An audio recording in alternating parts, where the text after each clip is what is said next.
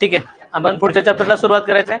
वैदिक संस्कृती, त्यानंतर उत्तर वैदिक काळाला बघू आपण, त्या दिवशी सुरू वैदिक संस्कृती. वैदिक संस्कृती म्हणजे काय, त्याची व्याख्या काय आणि वैदिक संस्कृती कधीपासून सुरू झाली हा पहिल्यांदा आपण भाग शिकून घेऊ. नंतर आपण जाऊ वैदिक संस्कृतीची वैशिष्ट्ये, वेदांची रचना, कुठले कुठले वेद आहेत, वेदांच्या आधारित असणारे ब्राह्मणिके, उपनिषदे, नंतर त्यावर लिहिले गेलेले बाकीची सगळी काव्य, रामायणाच्या सगळ्या गोष्टीबद्दल आपण काय करू, चर्चा करू. भारतामध्ये वैदिक काळाला सुरुवात होते आर्यांच्या आगमनानंतर. आर्यांचं आगमन लोक म्हणतात, काय म्हणतात आर्यांचं आक्रमण झालं. आर्य येण्यापूर्वी भारताची परिस्थिती काय होती आणि आर्य आल्यानंतर भारताची परिस्थिती काय झाली, त्यातच खरा रामायण आणि महाभारताचा जो आपल्याला संबंध सापडतो तो हा भाग सापडतो. नीट लक्ष दिलं तर तुम्हाला समजून जाईल. बघा, भारतात आर्य येण्यापूर्वी भारतामध्ये मूळच्या आदिम जमाती राहत होत्या. आदिम जमाती, ज्या आदिवासी जमाती असं म्हणतो आपण, त्या आदिवासी जमातींची नावं वेगवेगळी होती. छोटे छोटे ग्रुप जे आदिवासी स्वरूपात राहत होते. आदिम जंगल चालू होतं इथं, पूर्ण जंगलाचा भाग होता पूर्ण भारतामध्ये इथं, आणि या जंगलामध्ये अनेक आदिम जमाती राहत होत्या, छोट्या मोठ्या जमाती राहत होत्या. हडप्पा संस्कृती नष्ट झाली होती आणि हडप्पा संस्कृतीच्या अवशेषावर जे छोट्या मोठ्या जमाती आपलं वास्तव्य करत होत्या. नंतर पुढे मिडल ईस्ट आशियामध्ये इराण, इराक, कुवेत या भागामध्ये ज्या काही टोळी युद्ध झाली, त्या टोळी युद्धातून ज्या टोळ्या पराभूत झाल्या, ज्या सुमेरियन टोळ्या काय झाल्या, पराभूत झाल्या, त्या टोळ्यांनी काय केलं, हिंदकुश आणि सुलेमान पर्वतरांगा ओलांडल्या आणि त्या कुठे येऊन पोहोचले, ते भारताच्या सप्तसिंधूच्या प्रदेशामध्ये येऊन पोहोचले. सप्तसिंधू म्हणजे काय, तर सरस्वतीला पकडून सिंधूच्या ज्या सगळ्या उपनद्या आहेत, चिनाब, रावी, झेलम, कधी घग्गर पर्यंत, या सगळ्या ज्या नद्या आहेत त्याला आपण सप्तसिंधूंचा प्रदेश म्हणतो. कोणता म्हणतो आपण, सप्तसिंधूंचा प्रदेश. यांनी काय केलं, ह्या सुमेरियन टोळ्यांनी पूर्णपणे हिंदकुश आणि सुलेमान पर्वतरांगा ओलांडल्या आणि ते कुठल्या येऊन भागामध्ये राहायला लागले, तर त्या भागामध्ये येऊन राहायला लागले. आता हे येण्याची कारण काय होती, आता ही लोक सुमेरियन लोक इकडे आली का नेमकी, याचं कारण होतं पहिलं, ही जमात होती पशुपालक जमात. ही जमात कोणती होती, पशुपालक. कारण शेती हा त्यांचा मुख्य व्यवसाय कधीही नव्हता, पशुपालक हा त्यांचा मुख्य व्यवसाय होता. गायी हे त्यांची मुख्य संपत्ती होती, गाय ही त्यांची काय होती, मुख्य संपत्ती होती. हे तर जे काही पहिल्यांदा हे जे काही गवताळ कुरण आहे, सुरुवातीचे गवताळ कुरण आहे, त्यांनी काय केलं, संपल्यानंतर त्यांनी काय केलं, प्रवासाला सुरुवात केली. प्रवास करत करत करत काय केलं त्यांनी, तर हिंदकुश आणि सुलेमान पर्वतरांगा आणि भारताच्या या सुपीक प्रदेशामध्ये येऊन त्यांनी काय केलं, एकदम आलेत का, नाही. 2000 काय केलं, ट्रूप छोट्या छोट्या टोळ्यांच्या स्वरूपात आले आणि ह्या टोळ्या बरीच वर्ष येत होत्या. एकदमच ते 2 कोटी 3 कोटी आले नाहीत. कधी 1-2 लाख, कधी एक पुढे 2000, कधी 5,000, 8,000, 10,000 या ट्रूपनं ते काय आले त्याला कबिला म्हणतो आपण. त्याला काय म्हणतो आपण, कबिला किंवा ग्रुप असं म्हटलं जातं. त्या ग्रुपनं आले आणि ह्या अनेक नद्यांच्या खोऱ्यामध्ये त्यांनी आपलं वास्तव्य काय केलं, सुरू केलं. आता मगाशी मी सांगितलं होतं की इथं ज्या आदिम जमाती होत्या त्या थोड्या मागासलेल्या आणि रानटी होत्या, अजून त्यांचं एवढं सिव्हिलायझेशन झालेलं नव्हतं. इथली सगळ्यात मोठी सिव्हिलाइज संस्कृती जी होती ती हडप्पा आणि सिंधू संस्कृती म्हणतो आपण, ती नष्ट झाली होती या दरम्यान, बरोबर आहे का. त्यामुळे इथली जी मूळची लोक राहिली होती ती आदिम आदिवासी होते, रानटी होते. आणि हे जे लोक आले होते ते थोडेसे अतिउच्च शिक्षित असलेले, स्वतःची भाषा असलेले आणि सिव्हिलायझेशन म्हणजे काय याची व्याख्या मी काल सांगितली. ज्याला लिहिता येतं, वाचता येतं, समजता येतं, या सगळ्याला आपण सिव्हिलाइज झालं असं म्हणतो. आणि ही लोक थोडीशी सिव्हिलाइज होती ह्या मूळच्या आदिम आदिवासीपेक्षा. त्यामुळे आल्यानंतर या आदिवासींना काय केलं, खाली ढकलून लावलं, समजलं. ते खाली दक्षिणेमध्ये आले, ज्याला आज आपण द्रविडियन असं म्हणतो. काही इतिहासकार असं म्हणतात हे द्रविडियन जे आहेत इथून खालचे, महाराष्ट्राच्या खालचे जे द्रविडियन आहेत ते मूळचे इथं आदिवासी आहेत. आदी म्हणजे काय, आदी असणारे, सुरुवातीचे, आणि आदी म्हणजे काय, वास करणारे, म्हणून त्यांना आदिवासी म्हणतात, समजलं. आदिवासींनाच काय म्हणलं जातं, इथल्या आदिम जमाती मानल्या जातात. आदिम या शब्दाचा अर्थ इथल्या भारताच्या मूळच्या जमाती. बाकी सगळ्यांना ते काय म्हणतात, हे परकीय. काय म्हणतात, ते परकीय. लक्षात आलं का बा, परत एकदा नीट घ्या. इथल्या सुमेरियन जमाती पशुपालक काम करत होत्या. पशुपालनानंतर त्यांचा चारा संपल्यानंतर त्यांनी नवीन चाराच्या शोधामध्ये काय केलं, प्रवासाला सुरुवात केली. प्रवास करत करत करत त्यांनी सुलेमान आणि हिंदकुश पर्वत ओलांडला आणि ते कुठे आले, सप्तसिंधूंच्या खोऱ्यामध्ये आले. एकदम आलेत का ते, नाही, टप्प्याटप्प्याने आले आणि कंटिन्युअसली ती 400-500 वर्ष येत राहिले. आणि त्यांनी काय केलं, एक ठिकठिकाणी आपल्या टोळ्या उभ्या केल्या. लक्षात आलं. टोळ्या उभ्या केल्यानंतर त्यांनी इथल्या मूळच्या आदिम आदिवासींना त्यांनी पराभूत केलं आणि पराभूत करून त्यांनी काय केलं, खाली ढकललं. आता इथंच शरद तांदळे यांची रावण नावाची कथा आहे किंवा रावण नावाचं एक पुस्तक आहे. तुम्ही सगळ्यांनी त्याचे पुस्तक बघितलं असेल का, पुस्तक तरी तुम्ही बघितलं असाल.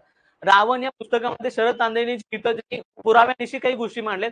ते म्हणतात की हे जे आर्य आले यांना त्यांनी आर्य असं म्हणलं. आर्य शब्दाचा अर्थ ज्ञानी असा होतो, ज्ञानी किंवा ज्ञानाचे उपासक असा होतो. आणि हे जे आर्य आले आणि आर्यांनी या अनार्यांना काय केलं, तर खाली हकलून लावलं आणि आर्य आणि अनार्यांच्या मध्ये ज्या युद्ध झाली आणि अनार्यांच्या मध्ये जी युद्ध झाली ते रामायण आहे असं त्यांचं मत आहे. समजलं. राम हे आर्य टोळीचे होते आणि रावण हा अनार्य टोळींचा होता, अनार्यांचा राजा होता. कारण असं त्यांचं असं मत आहे की रावणानं काय केलं, हे सगळ्या अनार्य टोळ्यांना एकत्रित केलं. सगळे जे इथले मूळचे आदिवासी, वेगवेगळे विचित्र दिसणारे, विचित्र वागणारे, राक्षसारखं वर्तन असणारे, रानटी असणारे, जे सिव्हिलाइज नाहीत, अशा सगळ्या लोकांना कोणी एकत्रित केलं, रावणानं एकत्रित केलं. आणि रावणाने एकत्रित करून रामाबरोबर म्हणजेच काय आर्यांच्या सोबत जे युद्ध लढलं त्याला रामायण म्हणलं जातं. वाल्मिकी ऋषींनी त्याला हायपरबोलिकरित्या म्हणजे अतिशयोक्ती अलंकारामध्ये काय केलं, त्याला प्रगट केलं काव्य स्वरूपात. आणि त्यामध्ये काय केलं, कुठल्याही पिक्चर मध्ये जसं आपण काय हिरोला आपण लार्जर दॅन लाईफ दाखवतो, तसं आपण प्रभू रामानं काय दाखवलं, लार्जर दॅन लाईफ दाखवलं. आणि याच लढाईला त्यांनी रामायण असं म्हणलं. समजलं का? मग त्यामधली सीता किंवा त्यामधले सगळी पात्र ही काल्पनिक आहेत असं त्यांचं मत आपल्याला बघायला मिळतं. ते आहेत नाही ते पुराव्यावरून बघायला मिळतं. ते म्हणतात की सोन्याची लंका किंवा विमान वगैरे सगळ्या गोष्टी होत्या त्या काळामध्ये, परंतु हे मुख्य लढाई होती आर्य आणि अनार्यांच्या मध्ये. मुख्य कन्सेप्ट लक्षात आली. इथल्या मूळच्या आदिवासी जमाती, नंतर आलेले हे आर्य, ह्यांच्यामध्ये जी लढाई झाल्या. कारण ऋग्वेदाच्या 7व्या मंडलामध्ये, ऋग्वेदाच्या याचा पुरावा कुठं मिळतो आपला, ऋग्वेदाचं जे 7वं मंडल आहे, ऋग्वेदाचे 10 मंडल आहे, त्यामध्ये ऋग्वेदाचं जे 7वं मंडल आहे, 7व्या मंडलामध्ये दशराध्य युद्धाचं वर्णन आहे पूर्ण. वाल्मिकी ऋषींनी काय केलं, दशराध्य युद्ध घडलं गेलं भारताच्या टोळीमध्ये आणि विश्वामित्रामध्ये कसं युद्ध लढलं गेलं याच्याबद्दल काय केले बरेचसे विस्तृत वर्णन आहे. जर तुम्ही कधी वेद वाचला तर 7वं मंडल आवर्जून वाचा. आणि त्यांनी दशराध्य युद्ध या शब्दाचा अर्थ येतो 10 राजे मिळून एका राज्यासोबत केलेलं युद्ध. म्हणजे 10 राजे कोण, हे सगळे आर्यांचे राजे होते. समजलं. ही अनारी लोक होती ना, त्यांचे राजे होते. आणि आर्यांच्या एका राजाबरोबर, राजा भरताच्या टोळीबरोबर हे काय झालं, युद्ध झालं. त्यामध्ये सुदास काय झाला, विजयी झाला, म्हणजे अनारे जिंकले. समजलं. आता हा सुदासाचाच पुढचा जो परपंतो आहे तो रावण आहे. लक्षात आलं का? असं काही पुरावे निश्चित शरद तांदळेंनी मांडले. आता यामध्ये कितपत सत्य आहे असत्य आहे आपल्याला काही माहित नाही, पण कदाचित असावं आपल्या अशाला आर्किओलॉजिकल काही पुरावे असं आपल्याला बघायला मिळतं. कारण आज पण जे तुम्ही भेद बघितला उत्तरेकडचा आणि दक्षिणेकडचा, त्यांच्या दिसण्यामध्ये तुम्ही उत्तरेकडे गेला तर सगळे गोरे चिट्टे लोक आहेत, एकदम सगळे हिरो उत्तरेकडे. आपला कुठला हिरो आहे का?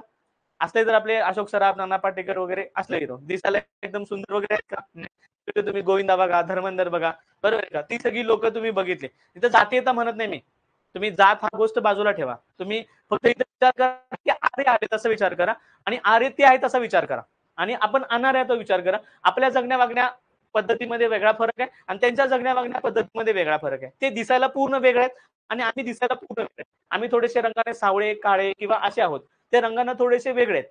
समजलं. ते थोडे उंचे पुरे 7 मीटर म्हणजे 7 उंची पद्धत आहे, पूर्णपणे शाकाहारी आहेत, ते गोड खाणारे आहेत. आम्ही थोडेसे खाणारे, आम्ही आदिम जमात आहे असं त्यांचं मत आहे. तुम्हाला जर तुम्ही स्वतःहून जर एव्हॅल्युएट केलं, तुम्ही स्वतःहून विचार केला तरी तुम्हाला भेद बघायला मिळतो.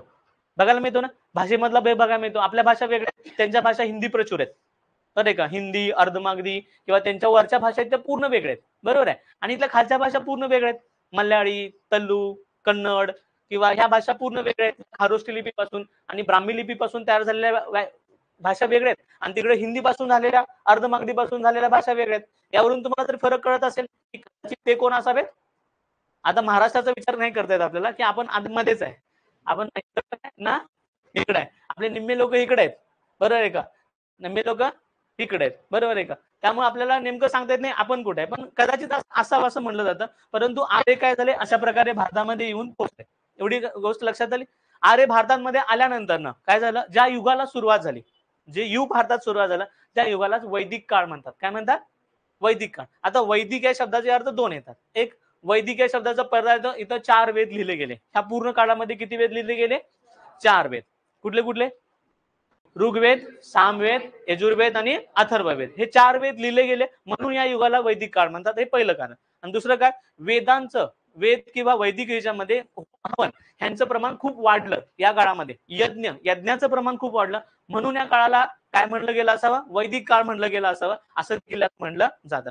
परंतु काही जरी असलं तर इसवी सनाच्या 1500 ते 1000च्या दरम्यान भारतामध्ये एका नव्या युगाला किंवा नव्या संस्कृतीला सुरुवात झाली, ती होती वैदिक संस्कृती. जशी काल आपण बघितली कोणती, सिंधू संस्कृती जन्माला आली, नष्ट झाली, तसं वैदिक संस्कृती जी आज पण आहे, ज्या संस्कृतीचं आपण आज पालन करतो, आपण जी संस्कृतीनं आज वेढलेला आहोत, सकाळी उठल्यापासून देवाला नमस्कार करण्यात, टीका लावण्यापासून संध्याकाळी झोपताना आपण नामस्मरण करेपर्यंत जी संस्कृती आपण पालन करतो ती पूर्ण संस्कृती म्हणजे वैदिक आहे. समजलं. तिच्यामध्ये पुढं अप अँड डाऊन होत गेला, काही बदल होत गेले, काही इन्फ्लुएन्स वाढत गेला, काही चांगल्या गोष्टी घडल्या, काही वाईट गोष्टी पण घडल्या. आधी स्त्रियांना खूप चांगले अधिकार होते, नंतर ते अधिकार काढून घेण्यात आले, बरोबर आहे का? बऱ्याच गोष्टी इकडे तिकडे झाल्या, त्या सगळ्या गोष्टी आपण पुढे पुढे अभ्यास करत जाऊ. परंतु जी सुरुवात झाली ती एकदम उत्तम होती. त्या उत्तम सुरुवातीचा आपण काय करायचा, अभ्यास करायचा. तर वैदिक संस्कृती सुरू कुठे झाली, कोणत्या ग्रंथामध्ये, हे आर्य आले कुठून एक्झॅक्टली, तर आपण ह्याच्या गोष्टीबद्दल काय करू, आपण चर्चा करू. आर्य मी सांगितलं की या भागातून कुठे आले, ते भारतामध्ये येऊन पोहोचले, बरोबर आहे का? आता याचा पुरावा काय आढळतो, तर याचा पुरावा आहे इथं इराणी भाषेमध्ये. कारण सुमेरियन लोक कुठे होती, इराणमध्ये होती ना, आताच इराण आहे, तिथं सुमेरियन लोक होती. सुमेरियन लोकांचा एक स्वतःचा ग्रंथ आहे, आपला जसं ऋग्वेद आहे ना, तसं त्यांचा एक ग्रंथ आहे. त्या ग्रंथाचं नाव आहे अवेस्ता. ग्रंथाचं नाव काय, अवेस्ता. अवेस्ता ग्रंथामधले काही जे रुचा म्हणजे श्लोक, रुचा म्हणजे काय, श्लोक. अवेस्ता ग्रंथामधले जे श्लोक आहेत आणि आपल्या ऋग्वेदामध्ये श्लोक आहेत ते समान आहेत, समजलं? आणि अवेस्ता ग्रंथामध्ये आर्य हित होते वास्तव्याला असा उल्लेख आहे, समजलं का? आर्य इथून पशुपालनासाठी कुठे गेले, पूर्वेकडे गेले असा उल्लेख आहे. एक्झॅक्टली भारतात गेले असा उल्लेख नाही, परंतु पूर्वेकडे गेले असा उल्लेख आहे. यावरून असा अंदाज बांधता येतो की आर्य कुठून आले असावे, कुठून आले असावे, इराणमधून. म्हणजे आधीची कुठली संस्कृती, मेसोपोटेमियन संस्कृती. कोणती संस्कृती, मेसोपोटेमियन. तैग्रिस आणि युफ्राटिस नदीच्या मध्ये असणारी मेसोपोटेमियन संस्कृती, तिथून ते आले असावेत असा अंदाज बांधता येतो. एक्झॅक्टली आपल्याला माहित नाही. काही लोकांनी वेगवेगळे पण काही मतं सांगितलेले. काही लोक म्हणतात उत्तर ध्रुवावरून आलेत, काही लोक म्हणतात तिकडच्या युरोपियन लोक आहेत, ते स्लाव वंशीय लोक आहेत ते, बरोबर आहे का? पण वेगवेगळे वंशाचे वेगवेगळे लोक, वेगवेगळे इतिहासकार वेगवेगळी मतं मानतात. पण एक पटणारं मत आहे, पुराव्यानिशी पटणारं जे मत आहे ते कुठलं मत आहे, इराणी मत. त्याला काय म्हणतात रे, इराणी मत. हे कुठून आले असावेत, इराण मधून आले असावेत. इराण मधून का आले असावेत, कारण त्यांचा इराणी भाषेतला जो ग्रंथ आहे अवेस्ता, बरोबर आहे, आणि आपला ऋग्वेद, यांच्यामधल्या रुचा कशा बघायला मिळतात, समान. आणि अवेस्ता या ग्रंथामध्ये आर्यांचा काय बघायला मिळतो, आपल्याला उल्लेख बघायला मिळतो. लक्षात आलं का? भारतात आर्य आल्यानंतर जी संस्कृती सुरू झाली त्याला काय म्हणतो आपण, आर्य संस्कृती. पहिल्यांदा याचा उल्लेख कुणी केला रे, मॅक्स मुलरनं केला. काय कुणी केला, मॅक्स मुलर. हा क्वेश्चन आयोगानं विचारला की पहिला आर्यांचा पहिला उल्लेख, आर्य हे शब्द पहिल्यांदा कुणी उच्चारला, किंवा आर्यांचा पहिल्यांदा एक जाती समूह म्हणून कुणी वापर केला, तर कुणी केला, मॅक्स मुलर. मॅक्स मुलर हा इतिहासकार आहे, ब्रिटिश इतिहासकार आहे, बरोबर आहे का? इतिहासातली बरीचशी त्यांची पुस्तकं आहेत. द ग्रेट इंडियन नावाचं त्याचं पुस्तक आहे. त्या ग्रेट इंडियन या पुस्तकामध्ये तो आर्यांचा उल्लेख काय करतो, एका जातीचे, म्हणजे ते एकाच समूहाचे, एकाच जातीचे, म्हणजे ते पूर्ण पसरलेले जरी असले आणि ते कोट्यावधी जरी असले तरी ते एकाच समूहाचे आहेत, एकाच डीएनएचे आहेत, असं त्याचं मत आहे. म्हणून त्याला काय, मॅक्स मुलर यानं पहिल्यांदाच काय केला, आर्यांना एका जातीचा असा उल्लेख केला. आयोगानं विचारलं होतं, लक्षात ठेवायचं. आता इसवी सन पूर्व काय मी सांगितलं, 1500 मध्ये. इसवी सन पूर्व 1500 ते 1000 आर्यांचा भाग आपल्याला बघायला मिळतो. आर्यांची पूर्ण माहिती, आर्यांच्या जीवनाविषयी, आर्यांच्या येण्याविषयी, आर्यांच्या सगळ्या वागणुकीविषयी पूर्ण माहिती त्यांच्या कोणत्या ग्रंथ बघायला मिळते, संस्कृत भाषेत लिहिलं आहे. त्यामध्ये 10 मंडळ आहेत, जवळजवळ 1000 पेक्षा जास्त सूक्त आहेत. सूक्त म्हणजे श्लोक आहेत. आणि त्या सगळ्या श्लोकामध्ये काय केलंय, आर्यांचं पूर्ण वर्णन, त्यांची पद्धती, त्यांचं राहणीमान, त्यांच्या स्त्रियांचं जगणं वागणं, त्यांची आर्थिक स्थिती, त्यांची सामाजिक स्थिती, त्यांची राजकीय स्थिती, हे सगळ्याबद्दलचं काय जो काही मान्य आहे ती कुठं कुठल्या ग्रंथामध्ये केलेली बघायला, ऋग्वेदामध्ये. ऋग्वेद ग्रंथामध्ये आर्यांचा उल्लेख किती वेळा केलाय, 36 वेळा ऋग्वेदामध्ये केला. म्हणून ऋग्वेद हा कोणाचा ग्रंथ मानला जातो, आर्यांचा ग्रंथ मानला जातो. नंतर इराकमध्ये एक अभिलेख सापडले, कारण इराकमध्ये 2 पुरावे सापडलेत. पहिला पुरावा कोणता आहे, अवेस्ता ग्रंथ. अवेस्ता ग्रंथामध्ये कुणाचा उल्लेख आहे, आणि तिथं कॅस्पाईट नावाचा काय सापडलाय, अभिलेख. अभिलेख म्हणजे दगडावर कोरलेला काय असतो, एक असं दगडावर कोरलेले काय असतो, पुरावा असतो, त्याला आपण अभिलेख असं म्हणतो. बरं, लिहिलेला जुना लेख त्याला अभिलेख असं म्हणतात. अभि म्हणजे जुना आणि लिहिलेला लेख म्हणून त्याला अभिलेख असं म्हणलं जातं. कुठला अभिलेख आहे, त्याचं नाव काय, कॅस्पाईट. कॅस्पाईट नावाचा जो अभिलेख आहे, त्या कॅस्पाईट अभिलेखावर देखील कुणाचं वर्णन आहे, आर्यांचं वर्णन आहे. म्हणजे आर्य कुठून आले असावे असं ठोस पुरावा बघायला मिळतो आपल्याला, इराणमधून. ते कदाचित सुमेरियन संस्कृतीची लोक असावीत, समजलं. सुमेरियन किंवा स्लाव संस्कृतीची लोक असावी. सुमेरियन आणि स्लाव हे दोघंच पशुपालक आहेत. कारण आपला आधीचा भारत बघितला तर आपला मुख्य व्यवसाय कोणता होता, कालचा, काल आपण शिकलो काय मुख्य व्यवसाय काय होता, शेती. आणि दुय्यम व्यवसाय काय होता, पशुपालन. यांचा मुख्य व्यवसाय काय, पशुपालन, आणि दुय्यम व्यवसाय काय, शेती आहे. लक्षात आलं का? इथून पण थोडं तुम्हाला कळेल की नरबळी, पशुबळी, नारळ. आता तुम्ही नारळ वाढवता, तो कशासाठी वाढवता, का वाढवता, नारळ वाढवण्यासाठी मग कारण काय, हे तुम्हाला पुढे कळायला लागेल. कारण त्यांनी पशुपालक हा मुख्य समाज होता, ज्याच्याकडे जास्त गाई तो जास्त श्रीमंत असा भाग होता. युद्ध झाली ती सगळी गायींसाठी झालेली तुम्हाला बघायला मिळतात. पुढे आपण अभ्यास करू त्याचा, समजलं. त्यामुळे आर्य कुठून आले असावेत, मध्य आशियातून, इराण, इराक, कुवेत आताचा जो भाग आहे ना तिथून आले असावेत असे पुरावे आपल्याला बघायला मिळतात. तिथून ते येऊन कुठे राहिले, इकडून जो बांध दाखवलाय तो या भागामध्ये देऊन काय केलं त्यांनी, वस्त केला. इथपर्यंतचा भाग लक्षात आला, समजला? ठीक आहे. पुढचं इथं आर्यांचं मूळ निवासस्थान काय, याच्याबद्दल बऱ्याच लोकांची बरीचशीच मत आहेत आणि आयोगाने याबद्दल पण क्वेश्चन विचारलाय की कोण म्हणत होतं की ध्रुवावरून आलेत, कोण म्हणत होतं वेगवेगळ्या ठिकाणी वेगळे मत मांडले. समजलं? वेगवेगळ्या लोकांनी वेगवेगळी मतं मांडलेत. हे व्यवस्थित लक्षात ठेवणं आपल्याला गरजेचं आहे. पहिल्यांदा सांगितलं उत्तर ध्रुवावरून. कुणी म्हटलं? फिलिप सेसेटी. फिलिप सेसेटी असं म्हणतो, हा इतिहासकार आहे. फिलिप सेसेटी असं म्हणतो, ते कुठून आलेत रे? उत्तर ध्रुवावरून. ते स्लाव वंशीय लोक आहेत. आता स्लाव म्हणजे आताचं जे युरोपचा वंश आहे. आता मध्ये युरोपियन लोक बघितले तुम्ही, सगळी गोरे चिट्टे, एकदम उंच, बरोबर आहे का, एकदम टॉल असतात, गोरे चिट्टे सगळे, तुम्ही सगळे हॉलिवूड पिक्चर मध्ये बघितले असतात, बरोबर आहे का. त्यांना म्हणतात स्लाव वंशीय लोक. स्लाव वंश हा मुळात पशुपालक आहे. समजलं? काही लोक कोण सेसेटी काय म्हणतो, हे कुठल्या वंशाचे आहेत रे? कोणत्या वंशाचे आहेत रे? स्लाव वंशाचे. कोणत्या वंशाचे? स्लाव वंशाचे. ते आलेत कुठून? उत्तर ध्रुवातून. नंतर पुढचं येतं पिगाईल्स. पिगाईल्स काय म्हणतो, हे कुठून आले? Austria Hungary. ऑस्ट्रिया हंगेरी दुसऱ्या महायुद्धातला सगळ्यात महत्वाचा जो प्रदेश आहे तो म्हणजे ऑस्ट्रिया. फ्रान्स फर्डिनांड याची दुसऱ्या महायुद्धामध्ये काय होते, गोळी करून एक 16 वर्षाचा युवक हत्या करतो आणि दुसऱ्या महायुद्धाला सुरुवात होते. पुढे आपण त्याचा डिटेलमध्ये कधी अभ्यास करू.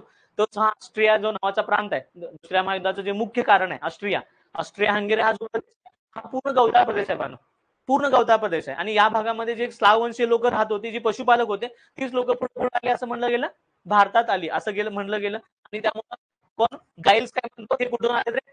Austria Hungary. लोकमान्य टिळक, लोकमान्य टिळकांना मंडालेच्या तुरुंगामध्ये 1909 ते 1916च्या दरम्यान अटक करण्यात आली. समजलं? त्या ठिकाणी राहून त्यांनी अनेक लिखाण केलं. त्या लिखाणामध्ये त्यांनी जे काही तत्व सांगितली, काही गोष्टी सांगितल्या, त्यामध्ये त्यांनी आर्यांच्या बद्दल काही भाकितं केली. त्यांनी सांगितलं आर्य कुठून आले असावे? उत्तर ध्रुवावरून आले असावेत. समजलं? कुणी मांडलं होतं? लोकमान्य टिळकाने. नंतर पुढं राजबिल पांडे हे इतिहासकार आहेत, उत्तर प्रदेशचे, लखनौ युनिव्हर्सिटीचे हे डीन आहेत. ते राजबिल पांडे आता सध्या त्यांचं निधन झालेलं आहे, 2018 त्यांचं निधन झालेलं आहे. त्यांनी काय म्हणलं, त्यांचं मत काय होतं, हे कुठल्या देशातून आलेत रे? मध्य देशातून. म्हणजे काय, ते मूळचे मध्य देशामध्ये, आताचा जो मध्य प्रदेशचा भाग आहे त्या भागामध्ये ते ऑलरेडी आदिम जमाती, त्या मूळचे इथलेच आहेत, ते बाहेरून आलेले नाहीत असं त्यांचं मत होतं. नंतर ना पुढचं गाईल चाइल्ड, गार्डन चाइल्ड म्हणतो, हे कुठून आलेत रे? दक्षिण रशियामधून. म्हणजे इथल्या वरचा मगाच्या नकाशा जो दाखवला होता ना, मगाच्या नकाशा इथून इकडे चायना, हा इथं वर रशियाचा भाग आहे, बरोबर आहे का. हिमालयाच्या वर चायना आहे, चायनाच्या वर रशियाचा तुकडा आहे, बरोबर आहे का. ते रशियातून खाली आले असावेत असं काही लोकांचं मत आहे. कोणी गार्डन चाइल्ड म्हणतो, तो कुठून आलेत रे? दक्षिण रशियातून आलेत.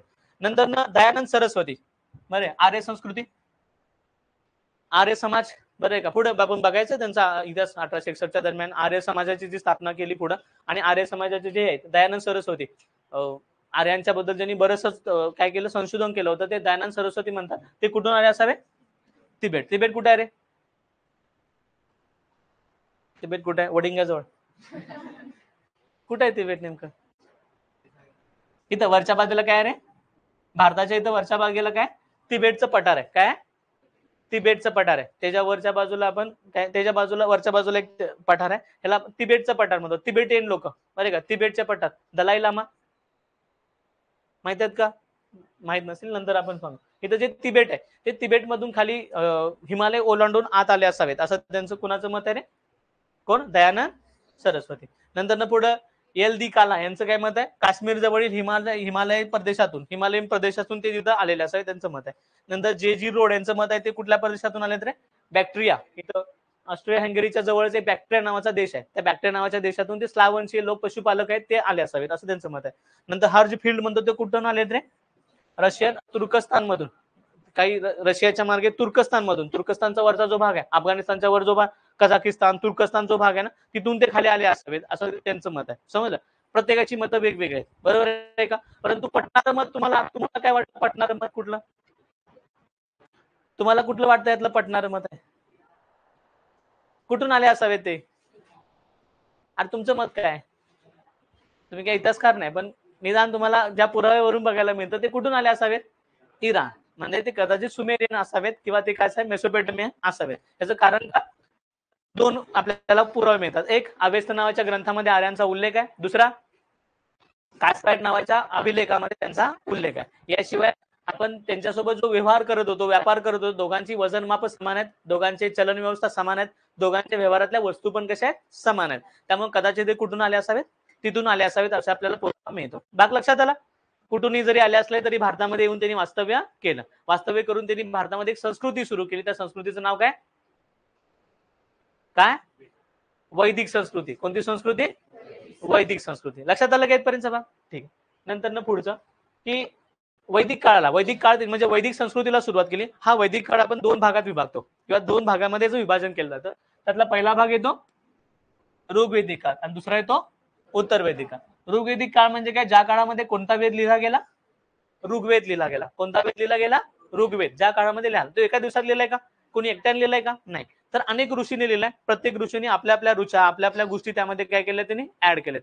पहिली काही मंडळ लिहिलेत, नंतर काही मंडळ त्यामध्ये ऍड केले. सगळ्यात जुनं मंडळ त्यातलं 10वं मंडळ आहे. असं वेगवेगळा ग्रंथ जो बरीच वर्ष लिहायला चालू होता. समजलं? बरीच वर्ष लिहायला चालू होता म्हणजे बघा इसवी सन पूर्व 1500 ते इसवी सन 1000 म्हणजे जवळजवळ किती वर्ष? 500 वर्ष. 500 वर्ष लिखाण काय चालू होतं? कंटिन्युअसली चालू होतं. या पूर्ण 500 वर्षाच्या कालाला आपण कुठला कालावधी म्हणतो रे? ऋग्वेद काळ म्हणतो. समजलं? त्यानंतर जो काही सुरू झाला तो कोणता चालू होता? उत्तर वैदिक काळ. बाकीचे वेद, आरण्यक, उपनिषद आणि बाकीचे सगळे जे ग्रंथ लिहिले गेले ते या काळामध्ये पुढे काय केले? लिहिले गेले. म्हणून त्याला आपण कुठला कालावधी म्हणतो रे? उत्तर वैदिक काळ असं म्हणतो. वैदिक पिरियड आणि आंतर वैदिक पिरियड असे दोन पिरियड काय होतात तिथे सुरू होतात. भाग लक्षात आला? आपण सुरुवात करायची आज कुठल्या भागाला रे? ऋग्वेद काळ. त्यानंतर उद्या तासाला आपण काय बघू? उत्तर वैदिक काळ बघू. ऋग्वेद काळाला आपण काय करू? सुरुवात करू. त्यातले वेद, त्यांचे सगळं समाज जीवन, आर्थिक जीवन याच्याबद्दल आपण काय करू? चर्चा करू. आता पुढचं ऋग्वेद काळ. ऋग्वेद काळ यांचा प्रसार कुठपर्यंत होता? कोणत्या नदीपासून कोणत्या नदीपर्यंत किंवा तो कुठपर्यंत पसरला होता? ऋग्वेदामध्ये या काळाचं काय केलं जातं? वर्णन केलं जातं. ऋग्वेदामध्ये सिंधू, सतलज, रावी, कासून या नद्यांच्या पश्चिमेला ब्रह्मवर्त असं म्हणलं गेलं आणि ब्रह्मवर्त म्हणजे कोणाचा कालावधी असावा? ऋग्वेद काल असावा असं मानलं गेलं. नंतर ब्रह्ममतामध्ये राहणाऱ्या लोकांना त्यांनी काय म्हणलं रे? आर्य म्हणलं. अजून आर्यांचा संबंधित आला होता का? आर्य शब्द. आर्य शब्दाचा अर्थ येतो ज्ञानी. ज्ञान असणं किंवा ज्ञानी असं होतं. किंवा यामध्ये एकूण किती नद्यांचा उल्लेख आहे? 42 नद्यांचा उल्लेख आहे. या संस्कृतीचे प्रवर्तक स्वतःला काय मानत होते? आर्य. आर्य शब्दाचा अर्थ काय येतो? श्रेष्ठ किंवा श्रेष्ठ कुलीन किंवा आदरणीय असा त्याचा अर्थ येतो. म्हणून त्यांनी काय केलं? स्वतःला आर्य मानलेलं आहे. आता आर्यांचा जे काही विस्तार आहे संस्कृतीचा पूर्ण उत्तर वैदिक काळाचा जो विस्तार आहे तो या नदीपासून ते इथपर्यंत या घग्गर नदीपर्यंत, इथं घग्गर नदी आहे, गंगेची उपनदी, घग्गर नदीपर्यंतचा जो प्रदेश आहे त्याला आपण काय म्हणलं आता? हा आर्यांचा पूर्ण विस्तार आहे. इथं दोन वाक्यात दिलेलं आहे बघा. सतलज नदीपासून ते कुठल्या नदीपर्यंत? यमुना नदीपर्यंत. आधी सतलज नदीचं नाव सतलज नव्हतं. आधी तिचं नाव काय होतं? शतुंदरी. काय होतं? शतुंदरी होतं. कारण सगळ्यात जास्त क्वेश्चन नद्यांच्या नावावर आहेत. शास्त्रीय नावं आधीची काय होती आणि आताची त्याची रिसेंटली नाव काय? शतुंदरीचं आत्ताचं नाव आहे ते सतलुज आहे. बरोबर आहे का? आधीचं नाव काय होतं तिचं? शतुंदरी असं होतं. शतुंदरी नदीपासून तिथं सरस्वती नदीपर्यंत तिथं काय दिलंय? यमुना नदी. इथं यमुना नदी आहे. बरोबर आहे का? या यमुना नदीपर्यंत हा जो मधला भाग आहे त्या मधल्या भागाला काय म्हणलं गेलं? ब्रह्मवर्त असं म्हणलं गेलं. काय म्हणलं गेलं? ब्रह्मवर्त. आणि पुढं सरस्वती नदीपासून ते दृश्यदूती नदीपर्यंत. सरस्वती नदी ही सरस्वती आहे का? सरस्वती नदी आणि ही घग्गर नदी. कोणती नदी? घग्गर. घग्गरचं नाव काय आहे रे? दृश्यदूती. घग्गरचं नाव काय होतं? दृश्यदूती. या नद्यांच्या प्रदेशाला कुठल्या भागामध्ये कोणत्या ग्रंथामध्ये? मनुस्मृतीमध्ये या भागाला काय म्हणलं गेलं? ब्रह्मवर्त म्हणलं गेलं. समजलं का? म्हणजे प्रसार काय होता? कुठपासून कुठपर्यंत प्रसार होता? तर यांचा जवळजवळ या नदीपासून सिंधू नदीपासून ते घग्गर नदीपर्यंत हा जो मधला भाग होता हा कोणा या परिसरामध्ये कोण होते? आर्य लोक राहत होते. समजलं का? यांचा प्रसार काय? आर्य लोकांचा प्रसार आपल्याला बघायला मिळतो. त्याचं पुढचं काय सांगितलं जातं की यामध्ये हे वाक्य खूप महत्वाचे. यामध्ये कुठलं येतं ते म्हणजे एक ही कुठली संस्कृती होती रे? ग्रामीण. काल आपण जी सिंधू संस्कृती बघितली होती ती कोणती होती? ती कोणती होती? नागरी. मी सांगितलं होतं आयोगाने हा क्वेश्चन विचारलेला आहे की सिंधू संस्कृती खालीपैकी कोणत्या संस्कृतीचा भाग आहे? ग्रामीण आहे की नागरी आहे? नागरी. ही संस्कृती कोणती आहे? ग्रामीण. त्यांचा मुख्य व्यवसाय काय होता? शेती. दुय्यम व्यवसाय पशुपालन. त्यांचा मुख्य व्यवसाय पशुपालन. हे मूळचे कोण आहेत? पशुपालक आहेत. बरं आहे का? मूळचे कोण आहेत? ते पशुपालक. बरं आहे का? सुमेरियन लोक हे मूळचे पशुपालक आहेत. ते आलेतच कुठून? चराऊ कुर्णातूनच आले तिकडं. बरोबर आहे. आणि चाऱ्याच्या शोधातच त्यांनी इकडे प्रवास केलाय. लक्षात आलं? म्हणून यांचा मुख्य व्यवसाय काय? मुख्य व्यवसाय काय? पशुपालन. दुय्यम व्यवसाय काय? शेती. लक्षात आलं? त्यामुळे कुठल्या प्रकारची संस्कृती आहे? ग्रामीण प्रकारची संस्कृती आहे. नंतर हे दोन कोणत्या नद्याच्या दोआबमध्ये आढळते? गंगा आणि यमुना. या दोन नदीच्या दोआब. दोआब म्हणजे काय? दोन नद्याच्या मधल्या भागाला आपण दोआब म्हणतो. काय म्हणतो त्याला? दोन नद्यांच्या मधल्या भागाला काय म्हणलं जातं? दोआब. हे कोणत्या दोन नद्यांच्या दोआबमध्ये राहत होते? गंगा आणि यमुना या दोन नद्यांच्या दोआबमध्ये राहत होते. त्यांचं मुख्य नाव काय होतं? आपण ब्रह्मर्षी देश किंवा त्याला आपण काय म्हणत होतो? ब्रह्मवर्त. नंतर पुढे आर्यांनी काय केलं? पूर्ण सगळा भारतच जिंकून घेतला. समजलं? आर्यांनी काय केलं? तर मी मगाशी म्हणलं तसं इथल्या ज्या मूळच्या आदिम टोळ्या होत्या त्यांना पराभूत केलं. दशरथ युद्धानंतर त्यांना खाली ढकललं. बरोबर आहे. आणि वरचा घगर नदीपासूनचा सगळा प्रदेश त्यांनी काय घेतला? आपल्या ताब्यात घेतला. त्यावेळी भारताचं नाव काय पडलं रे? आर्यव्रत. काय पडलं? आर्यव्रत. लक्षात आलं का? भारताचे वेगवेगळी नावं. अजून हिंदुस्थान वगैरे पडले का? नाही. अजून भारताला भारत म्हणले का? हिंदुस्थान म्हणले का? इंडिया म्हणले का? नाही. त्यावेळी भारताचं नाव पहिल्यांदाच भारताचं नाव कोणत्या नावानं काय उचललं गेलं भारताला? आर्यव्रत किंवा काय म्हणलं गेलं? ब्रह्मवर्त किंवा त्याला ब्रह्मर्षी देश अशी 3 नावं भारताला पडली. लक्षात आलं का? आर्यांच्या आगमनानंतर देशाला नावानं ओळखलं जाऊ लागलं. कुठल्या कुठल्या नावानं? आर्यव्रत, नंतर ब्रह्मर्षी देश आणि ब्रह्मवर्त. आता लक्षात आलं का? ह्यांचा विस्तार समजला? कुटुंबापासून कुठपर्यंत याचा विस्तार होता. पुढचा मुद्दा येतो. नंतर ह्यांचं आता वैशिष्ट्य बघू आपण. ह्या पूर्ण वैदिक संस्कृती वैशिष्ट्य. त्यामध्ये पहिली वैशिष्ट्य ह्यांची धार्मिक स्थिती. हे धर्माला काय करत होते? तर मुळात हे काय होते? बहुदेववादी होते. बहुदेव मध्ये 33 कोटी देवांची रचना इथं झाली. 33 कोटी या कोटी या शब्दाचा अर्थ वेगळा. त्यांचे 3 प्रकारचे देव त्यांनी मानलेत. भूदेव, आकाशदेव आणि त्याला अवकाशदेव असे एकूण 3 देवांची त्यांनी पूजा केली. 3 देवामध्ये एकूण 33 प्रकारचे देव त्यांनी मानले. समजलं? म्हणून त्याला 33 कोटी. कोटी या शब्दाचा अर्थ इथं संख्यामधलं कोटी नाही. संख्यामधली कोटी नाही. इथलं कुठली कोटी? आपण म्हणतो ना ब्रह्मा म्हणजे अनंत कोटी. अनंत कोटी ब्रह्मांड नायक असं तुम्ही शब्द वापरता. बरोबर आहे का? वेगवेगळ्या आपण वेगवेगळ्या स्वामींना वगैरे आपण काय म्हणतो? अनंत कोटी ब्रह्मांड. आता ह्या कोटी या शब्दाचा अर्थ इथं संख्या म्हणून नाही की कोटी या शब्दाचा अर्थ प्रकार म्हणून आहे? प्रकार म्हणून आहे. इथं कोटी या शब्दाचा अर्थ काय? तो प्रकार. म्हणजे 33 प्रकारचे देव त्यांनी मांडले. बरोबर आहे का? त्यामध्ये मग आकाशदेव, पाताळदेव आणि अवकाशदेव. बरोबर आहे का? आकाशदेवामध्ये मग त्यांनी मग इंद्रदेव मांडला, वरुण देव मांडला, सूर्याला देव मांडलं. बरोबर आहे का? आज पण तुम्हाला घरामध्ये सूर्याची पूजा, वरुणाची पूजा, छोट्या मोठ्या पूजा तुम्हाला केलेल्या बघायला मिळतात. यांनी किती कशा पद्धतीची समाज व्यवस्था होती? बहुदेववादी. यांनी एकाच देवाला मांडलं का? नाही. हे काय होते? बहुदेववादी. पुढचं देवापासून काय होऊ शकते?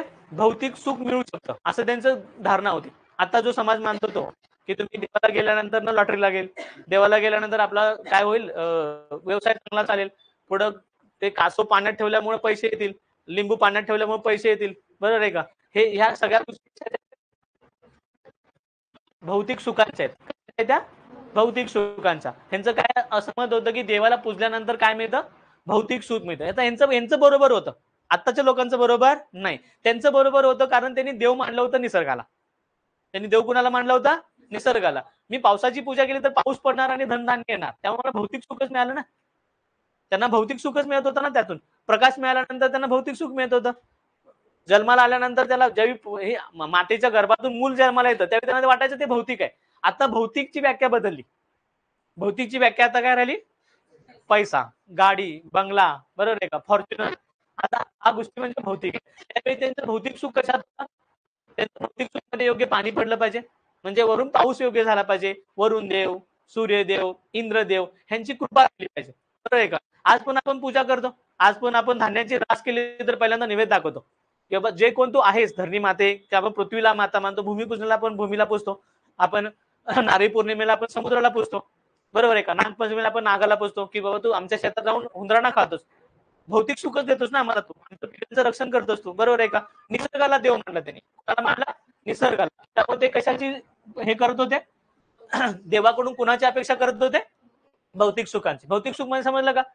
आताचं भौतिक सुख म्हणजे गाडी, बंगला, नोकरी, पैसा, धन, दौलत म्हणजे भौतिक सुख. त्यावेळेचं भौतिक सुख म्हणजे चांगलं पीक येऊ दे. बरं आहे का? धनधान्य आपलं घर म्हणजे लैलटून चांगलं दूध दुभतं घरामध्ये असून दे. जे जन्माला येणारा मूल आहे ते धनधाकट असून दे. याला त्यांनी काय नाव दिलं? भौतिक सुख. आताचं भौतिक सुख नाही, लक्षात ठेवा. ते काय होते रे? बहुदेववादी होते. दुसरा भौतिक सुखाचे होता प्रजापती. सगळ्यात जास्त प्रजापती म्हणजे त्यांचा होता इंद्र. कोण होता? इंद्र. इंद्र हा त्याचा, इंद्राला त्यांनी प्रजापती असं म्हणलं. देवांचा देव इंद्रदेव. बरे इंद्राला त्यांनी प्रजापती मानलं. प्रजापती हा त्यांचा मुख्य देव होता. नंतर त्यांनी पशुबळी यज्ञ यावर काय दिला, भर दिला. सगळ्यात जास्त पशुबळी. आता पशुबळी का केला असं ते मी सांगितलं ना, धर्मावर कुणाचा इन्फ्लुएन्स असतो, भूगोलाचा. धर्मावर कुणाचा इन्फ्लुएन्स असतो, इन्फ्लुएन्स म्हणजे प्रभाव कुणाचा राहतो. तुम्ही ज्या भागामध्ये लोक मध्ये गेलं तर तुम्हाला गौरीला मटणाचा नैवेद्य आहे. खाली कोकणामध्ये वगैरे तुम्ही गेला तर गौरी ज्या दिवशी येते तिला माघारीन म्हणलं जातं घरची. म्हणजे ती घरातून गेली होती मागच्या वर्षी, या वर्षी ती माघारी म्हणून आली, तर आपण माघारीन आल्यानंतर तिला काय करतो, मटण बिटन करतो. तिला मटणाचा तर गोडा निवडतो. बरोबर आहे का. तुम्ही खाली दक्षिणेमध्ये आपल्याकडे बघितलं तर देवा देवी कापतात, कोंबडी कापतात प्रसन्न करण्यासाठी. उत्तरेमध्ये गेला तर त्यांचे निवद वेगळे, त्यांची पंचपक्वानं देतात, 56 भोग. बरोबर आहे का. ते वेगवेगळे काय करतात गोड. म्हणजे जे जो प्रदेश आहे, ज्या ज्या प्रदेशामध्ये जी जी वैशिष्ट्य आहे, जे जे उपलब्ध आहे. आता बंगालमध्ये गेलं तर देवाला माशाचा निवेद आहे. मासा आणि काय दिलं जातं, भात. मच्छी करी म्हणतो ना आपण, मच्छी करीचा निवेद आहे. कोणाला, काली देवीला मच्छी करीचा निवेद दाखवतात. म्हणजे धर्मावर सगळ्यात जास्त इन्फ्लुएन्स कोणाचा असतो रे, भूगोलाचा असतो. समजलं. आता हे लोक कुठले होते, पशुपालक. ह्यांच्या मुबलक काय होतं, पशु होते. त्यामुळे यांनी बळी कुणाचा देतील, पशुचा देतील ना. कारण हे सगळं जे आम्हाला मिळायला लागले, जे पीक येतं, जे नवीन बछडा जन्माला येतो, नवीन जे पीक येतं, जे पाऊस पडतो, जे ऊन येतं, वारा येतं, हे सगळं कोण देतो, कोणतरी तिसरा देतो, त्रयस्थ व्यक्ती देतो. त्याला पण आपण काहीतरी परत दिलं पाहिजे. म्हणून ते काय सुरू केले, काय सुरू केला, पशु. आजपर्यंत सुरू आहे का, आजपर्यंत आपल्याकडे चालू असतं. आता सध्या जास्त या महिन्यामध्ये काय जास्त असतं, जत्रा यात्रा काय चालू असतात, सुरू असतात. इथूनच सुरू झाली पशुबळी. लक्षात आलं का. वैदिक संस्कृतीच्या आज देखील आपण पायिक आहोत, आज देखील ते आपण पाळतोय. पण आपण आता मोठ्या प्राण्यांना काय देत नाही, बळी देत नाही. छोटे छोटे जे भित्रे आपण पकडतो, वाघाचं कोण देतं का बळी, नाही. जे भित्रे आहेत, जे आपल्याला उपयोगाचे नाही, त्या लोकांना आपण काय करतो, बळी द्यायला सुरू करतो. नंतर त्यांनी सगळ्यात भर कशावर दिला रे, यज्ञावर. कारण हे निसर्ग पूजक होते, त्यामुळे निसर्गाला परत काहीतरी दिलं पाहिजे. म्हणून हे काय केलं, यज्ञाला सुरुवात केली. यज्ञ तुम्हाला माहिती आहे, असे यज्ञ असतात, यज्ञामध्ये तुम्ही आहुती देता. म्हणजे आपण काय करतो, आहुती देतो. पाणी, धन, धान्य, तूप, दूध यांचा आपण काय आहुती देतो. म्हणजे काय, किंवा एवढं भरभरून दिलं निसर्ग, त्याने अजून देवी संकल्पना तर त्यांनी कोणी दिलंय मला, त्याला काहीतरी मला परत दिलं पाहिजे ना. म्हणून त्यांनी काय केलं, यज्ञ हा घटक सुरू केला. काय सुरू केला, यज्ञ हा घटक त्यांनी सुरू केला. त्यांनी दोन गोष्टी इथं सुरू केल्या. थॉमस हेन्रीचं एक पुस्तक आहे, स्टोरी ऑफ ह्युमन. साने गुरुजीने ते कन्वर्ट केले मराठीमध्ये, मानव जातीची कथा नावाचं पुस्तक आहे. माझ्याकडे ऑफिसवर आहे तुम्हाला पुस्तक.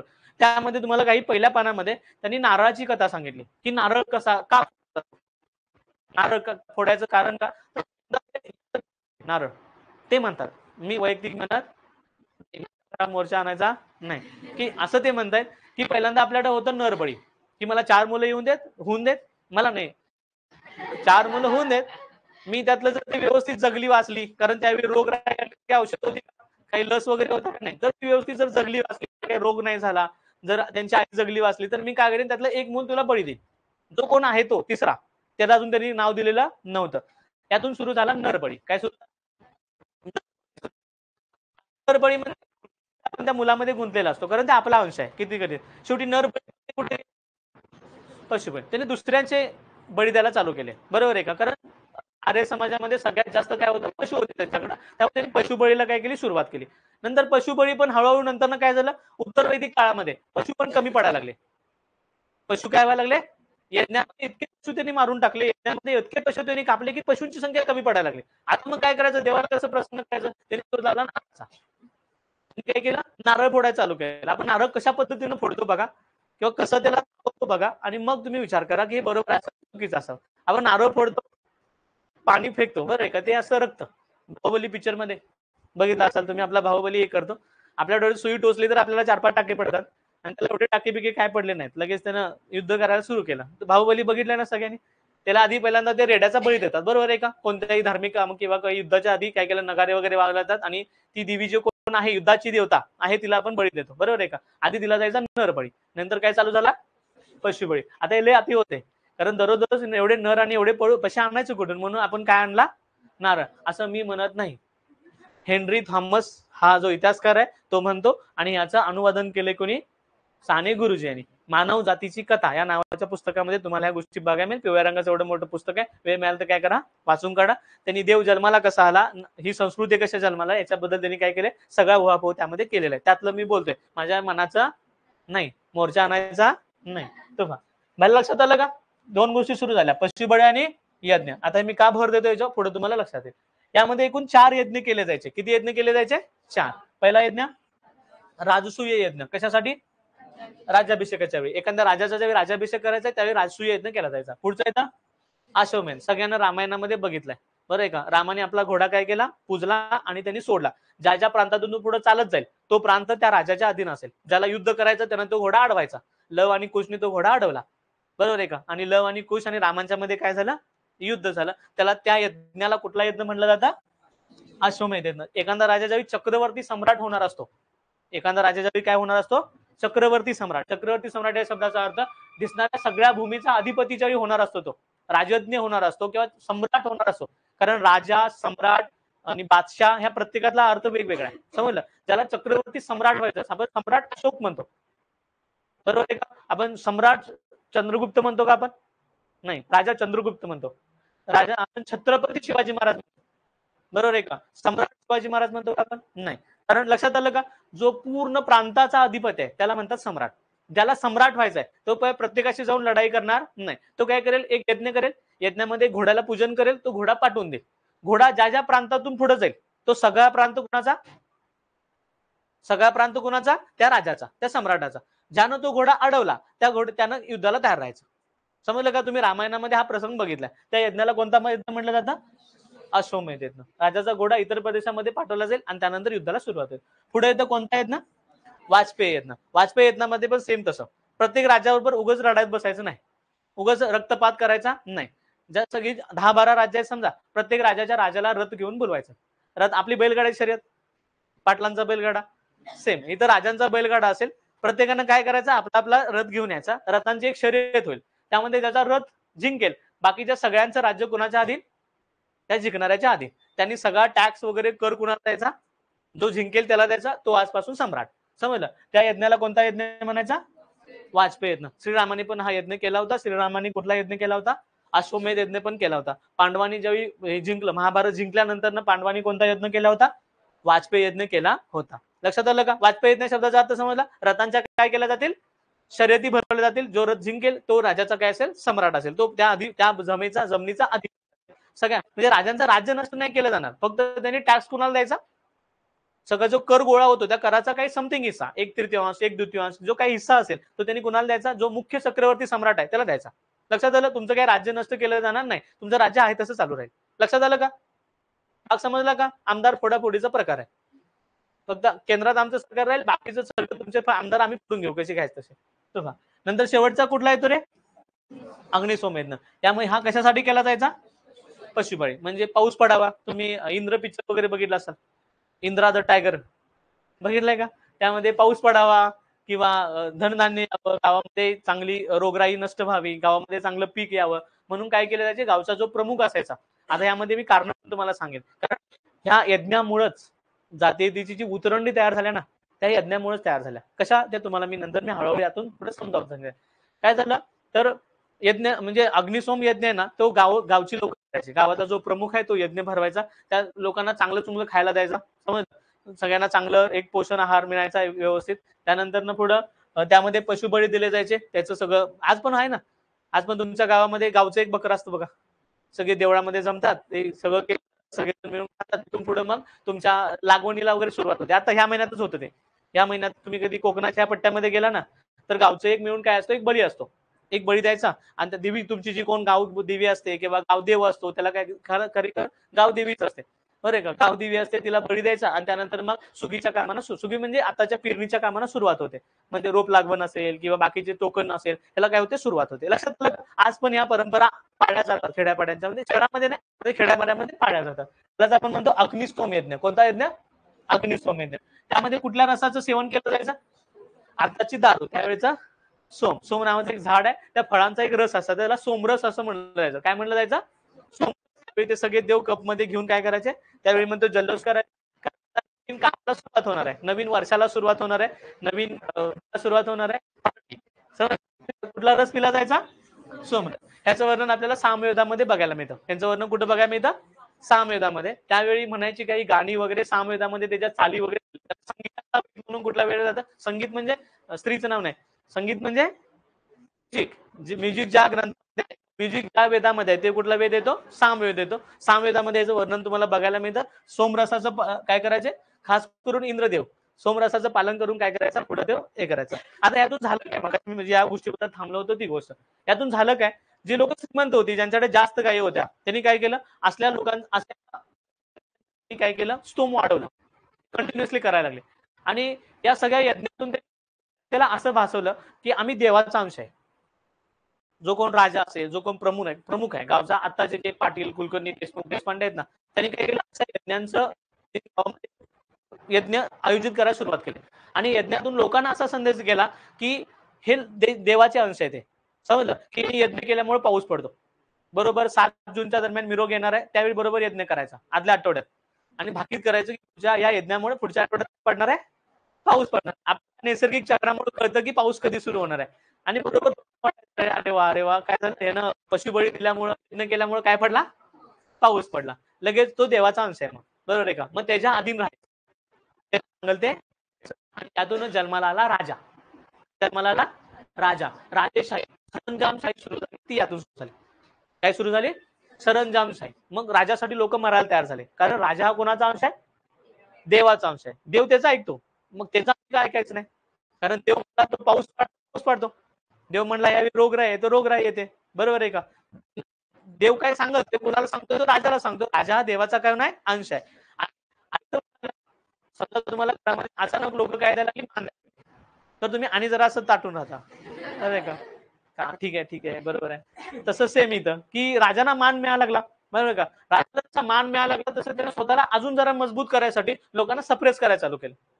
काय करायला चालू केलं? लोकांना अजून दाबून ठेवायला चालू केलं, लोकांच्या अधिकार गाजवायला चालू केला. आणि त्यातून जन्माला आल्या जातीच्या उतरणी, जे होम हवन राजाच्या वर असतील, कारण ते डायरेक्टली देवाशी कनेक्टेड आहेत. त्यांची भाषा फक्त त्यांना येते, संस्कृत, आणि ते डायरेक्ट कुणाशी कनेक्ट आहेत? देवाशी. त्यामुळे ते एक नंबरच्या उतरणीवर राहिले. बरोबर आहे का? त्यानंतर हे आयोजित कोण करतो? श्रीमंत कोण आहे गावचा? राजा. पाटील, कुलकर्णी, देशमुख, देशपांडे ही सगळे सरंजाम लोक आहेत. हे आयोजित करतात यज्ञ, म्हणून ते 2 नंबरला आले. बरोबर आहे का? त्याला लागणारं सामान कोण विक्री करतं? म्हणून ते 3ऱ्या पायंडीवर आले. आणि बाकीचे खायला आले सगळी लोक गरीब आहेत. बरोबर आहे का? ही वर्षातून एकदा उपहार मिळतो म्हणून येणारे लोक आहेत, म्हणून ते आली 4थ्या पायंडीवर. आणि वरच्या 2 लोकांनी खालच्या लोकांना कायम तसंच ठेवण्यासाठी दरवेळी हे आयोजित करायला चालू केलं. आहेत का चालू तुमच्या गावात? आहेत ना? कोण असतं मंदिरात? कोण असतं बकरं कापायला? भवानीचं बकरं कापायला कोण असतो? गावचा पाटील असतो. देवीची पूजा करायला आत कोण असतो मंदिरात? पुरोहित असतो, पुजारी असतो, गुरव असतो. लक्षात आलं का? आणि सगळं खाण्यासाठी वाटून कोणाला दिलं जातं? जन सामान्यांना दिलं जातं. लक्षात आलं का? मी तुम्हाला जातीच्या ह्याच्याबद्दल सांगत नाही, पण हे सुरू कुठून झालं आहे ना, तुम्हाला हे कळायला पाहिजे की एक्झॅक्ट सुरू कुठून झालं, कसं झालं, कशाबद्दल झालं, मनातून जाणार आहे. जात नाही ते जात म्हणतात ना, म्हणजे ती जात, पण ती आली कुठून हे कळायला पाहिजे पहिल्यांदा. शिक्षणातून बाबासाहेबांचं मत हेच होतं. बाबासाहेबांनी आपल्या शेवटच्या भाषणामध्ये सांगितलं होतं, जात कधी नष्ट होईल? ज्यावेळी लोकांना स्वतःहून वाटेल की नाहीये हे चुकीच्या पद्धतीने आलेलं आहे, त्यावेळी जात नष्ट होईल. लक्षात आलं का? आणि लोक समान होतील. ज्यावेळी जोपर्यंत लोक समान होत नाहीत, सगळे आम्ही मनुष्य आहोत हे लोक जोपर्यंत जाणून घेत नाहीत, तोपर्यंत हे असंच राहील, असं बाबासाहेबांचं मत होतं. लक्षात आहे का? समजलं का मी काय म्हटलं? त्यांनी हा पूर्ण अभ्यास सगळा केला. त्यांची पुस्तकं तुम्ही वाचली, म्हणजे त्यांचं एक वैशिष्ट्य असं आहे की सगळ्यांच्या पुस्तकात तुम्ही चुका काढू शकता. बाबासाहेबांच्या कोणत्याही पुस्तकात तुम्ही एक चूक काढून दाखवायची, तेव्हा त्यावेळी मांडलेलं भागीत आता चुकीचं आहे, अजिबात नाही तुम्हाला, कारण तुम्ही वाचायला नसाल, त्यामुळे तुम्हाला काहीच माहित नाही. पण वाचा, कधी भविष्यात जाऊन वेळ मिळाला तर तुम्हाला बाबासाहेबांची पुस्तकं वाचायला वेळ मिळेल, तरी तुम्ही नक्की काय करा? वाचून काढा. मग लक्षात आलं का? समजा आर्यांचं कोणतं जीवन होते? धार्मिक स्थिती. तर आर्यांनी काय काय लिहिलं? साहित्य लिहिलं. साहित्यामध्ये सगळ्यात जास्त त्यांनी काय लिहिलंय? वेद लिहिले. किती वेद लिहिले एकूण त्यांनी? त्यामधला त्यांनी कुठला वेद लिहिला? ऋग्वेद. हा सगळ्यात प्राचीन वेद आहे. पूर्ण सांगणारा वेद आहे तो कोणता येतो? ऋग्वेद येतो. यामध्ये एकूण किती मंडल आहेत रे? मंडल म्हणजे तुम्ही विभाग म्हणा. मंडल आपल्या पुस्तकामध्ये कसे असतात? विभाग असतात. 1 विभाग, 2 विभाग, 3 विभाग, असे एकूण विभाग किती आहेत? एकूण 10. त्या विभागांचं नाव काय येतं? मंडल येतं. काय येतं? मंडल. त्या सगळ्या 10 मंडलामध्ये एकूण किती सुक्त किंवा त्याला श्लोक म्हणतात? किती श्लोक आहेत? 1028 श्लोक आहेत. 1028 श्लोक आहेत. त्याला काय म्हणतो आपण रे? सूक्त म्हणतो. श्लोकांना काय म्हणलं जायचं त्यावेळी? सूक्त म्हणलं जायचं. नंतर कोणत्या भाषेत आहे हा?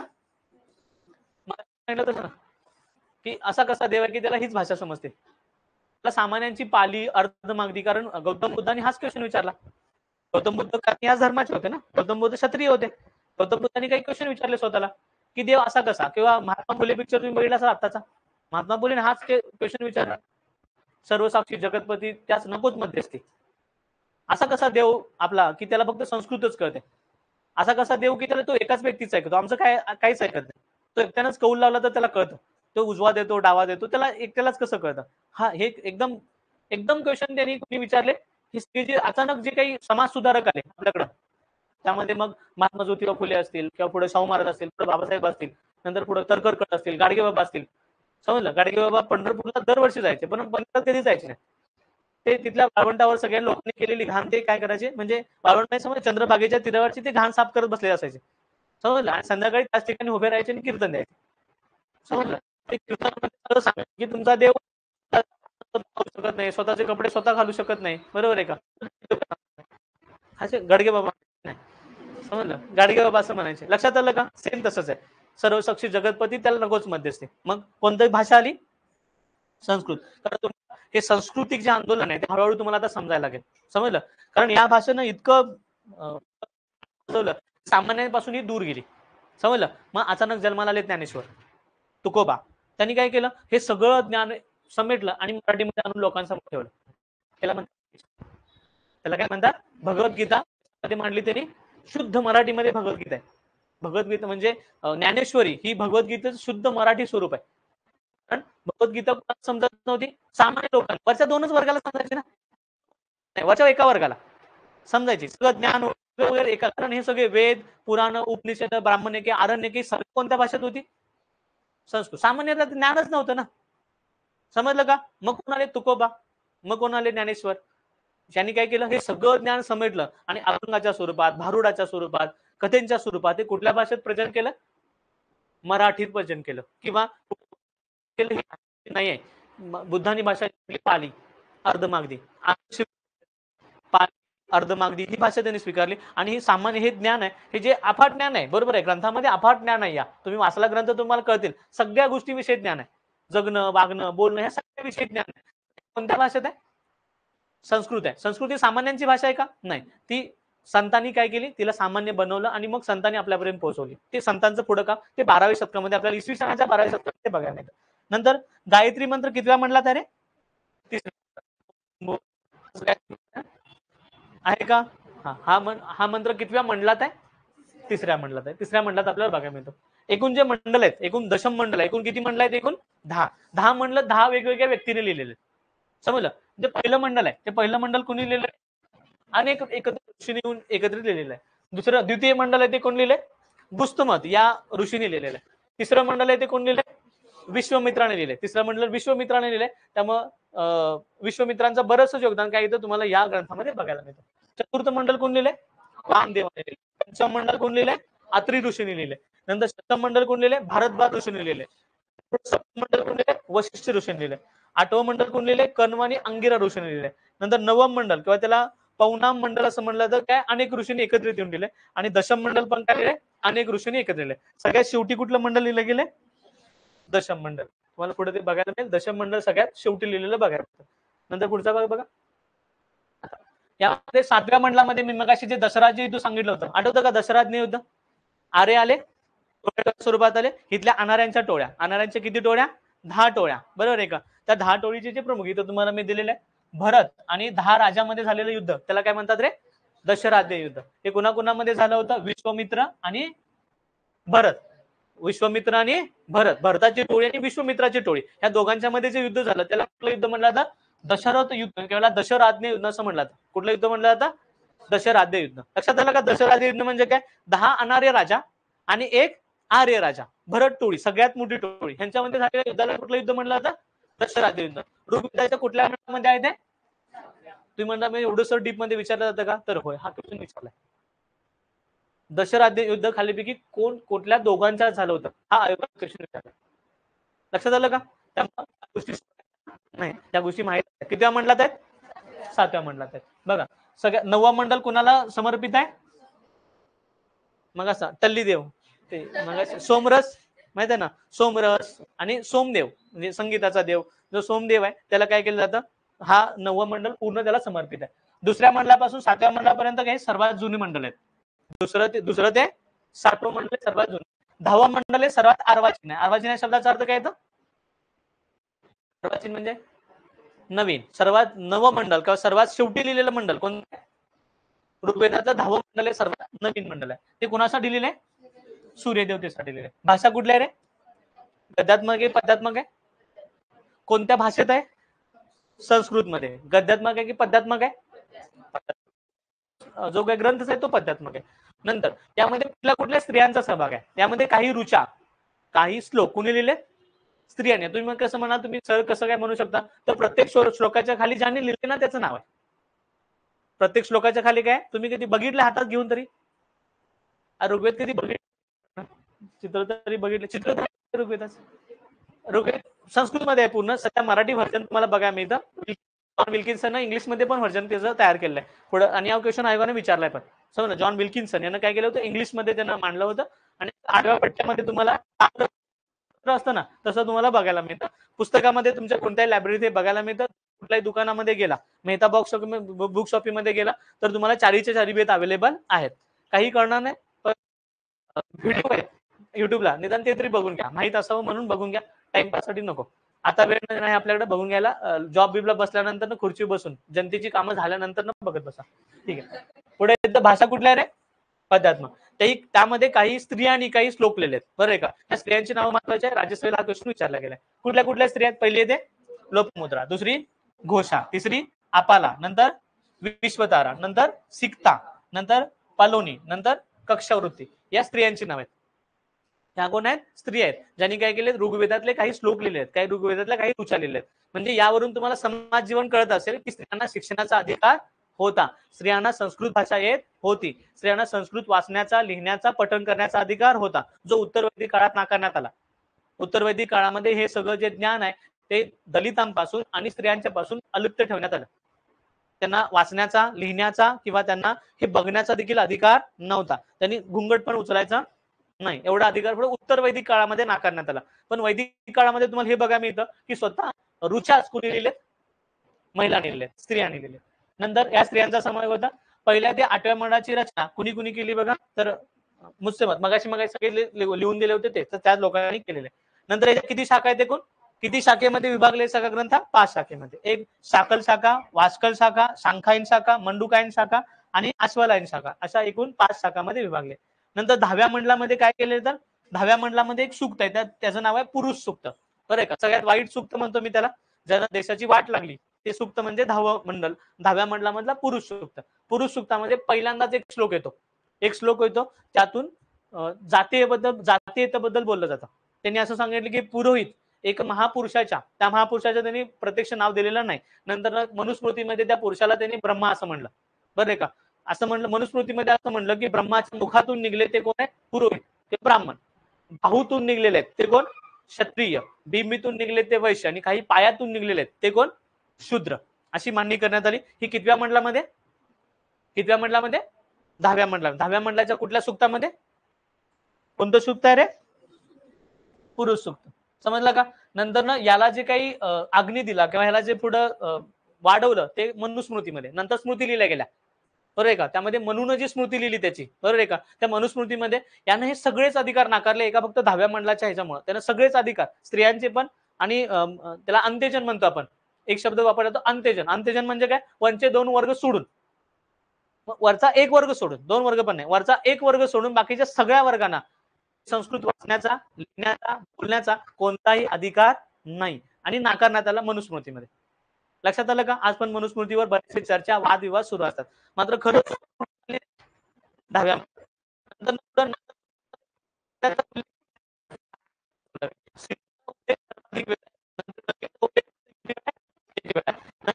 नदीचा उल्लेख किती? आणि सगळ्यात जास्त उल्लेख कोणाचा आहे? ओम या शब्दाचा. कोणत्या शब्दाचा? ओम या शब्दाचा. किती वेळा? 1028 वेळा. 1028 वेळा. प्रत्येक श्लोकाची सुरुवात ओम नव्हते. सुरुवात मी अक्षर नव्हते. तुम्ही जर घेतलं कधी ग्रंथ हातामध्ये प्रत्येक श्लोकाची सुरुवात किती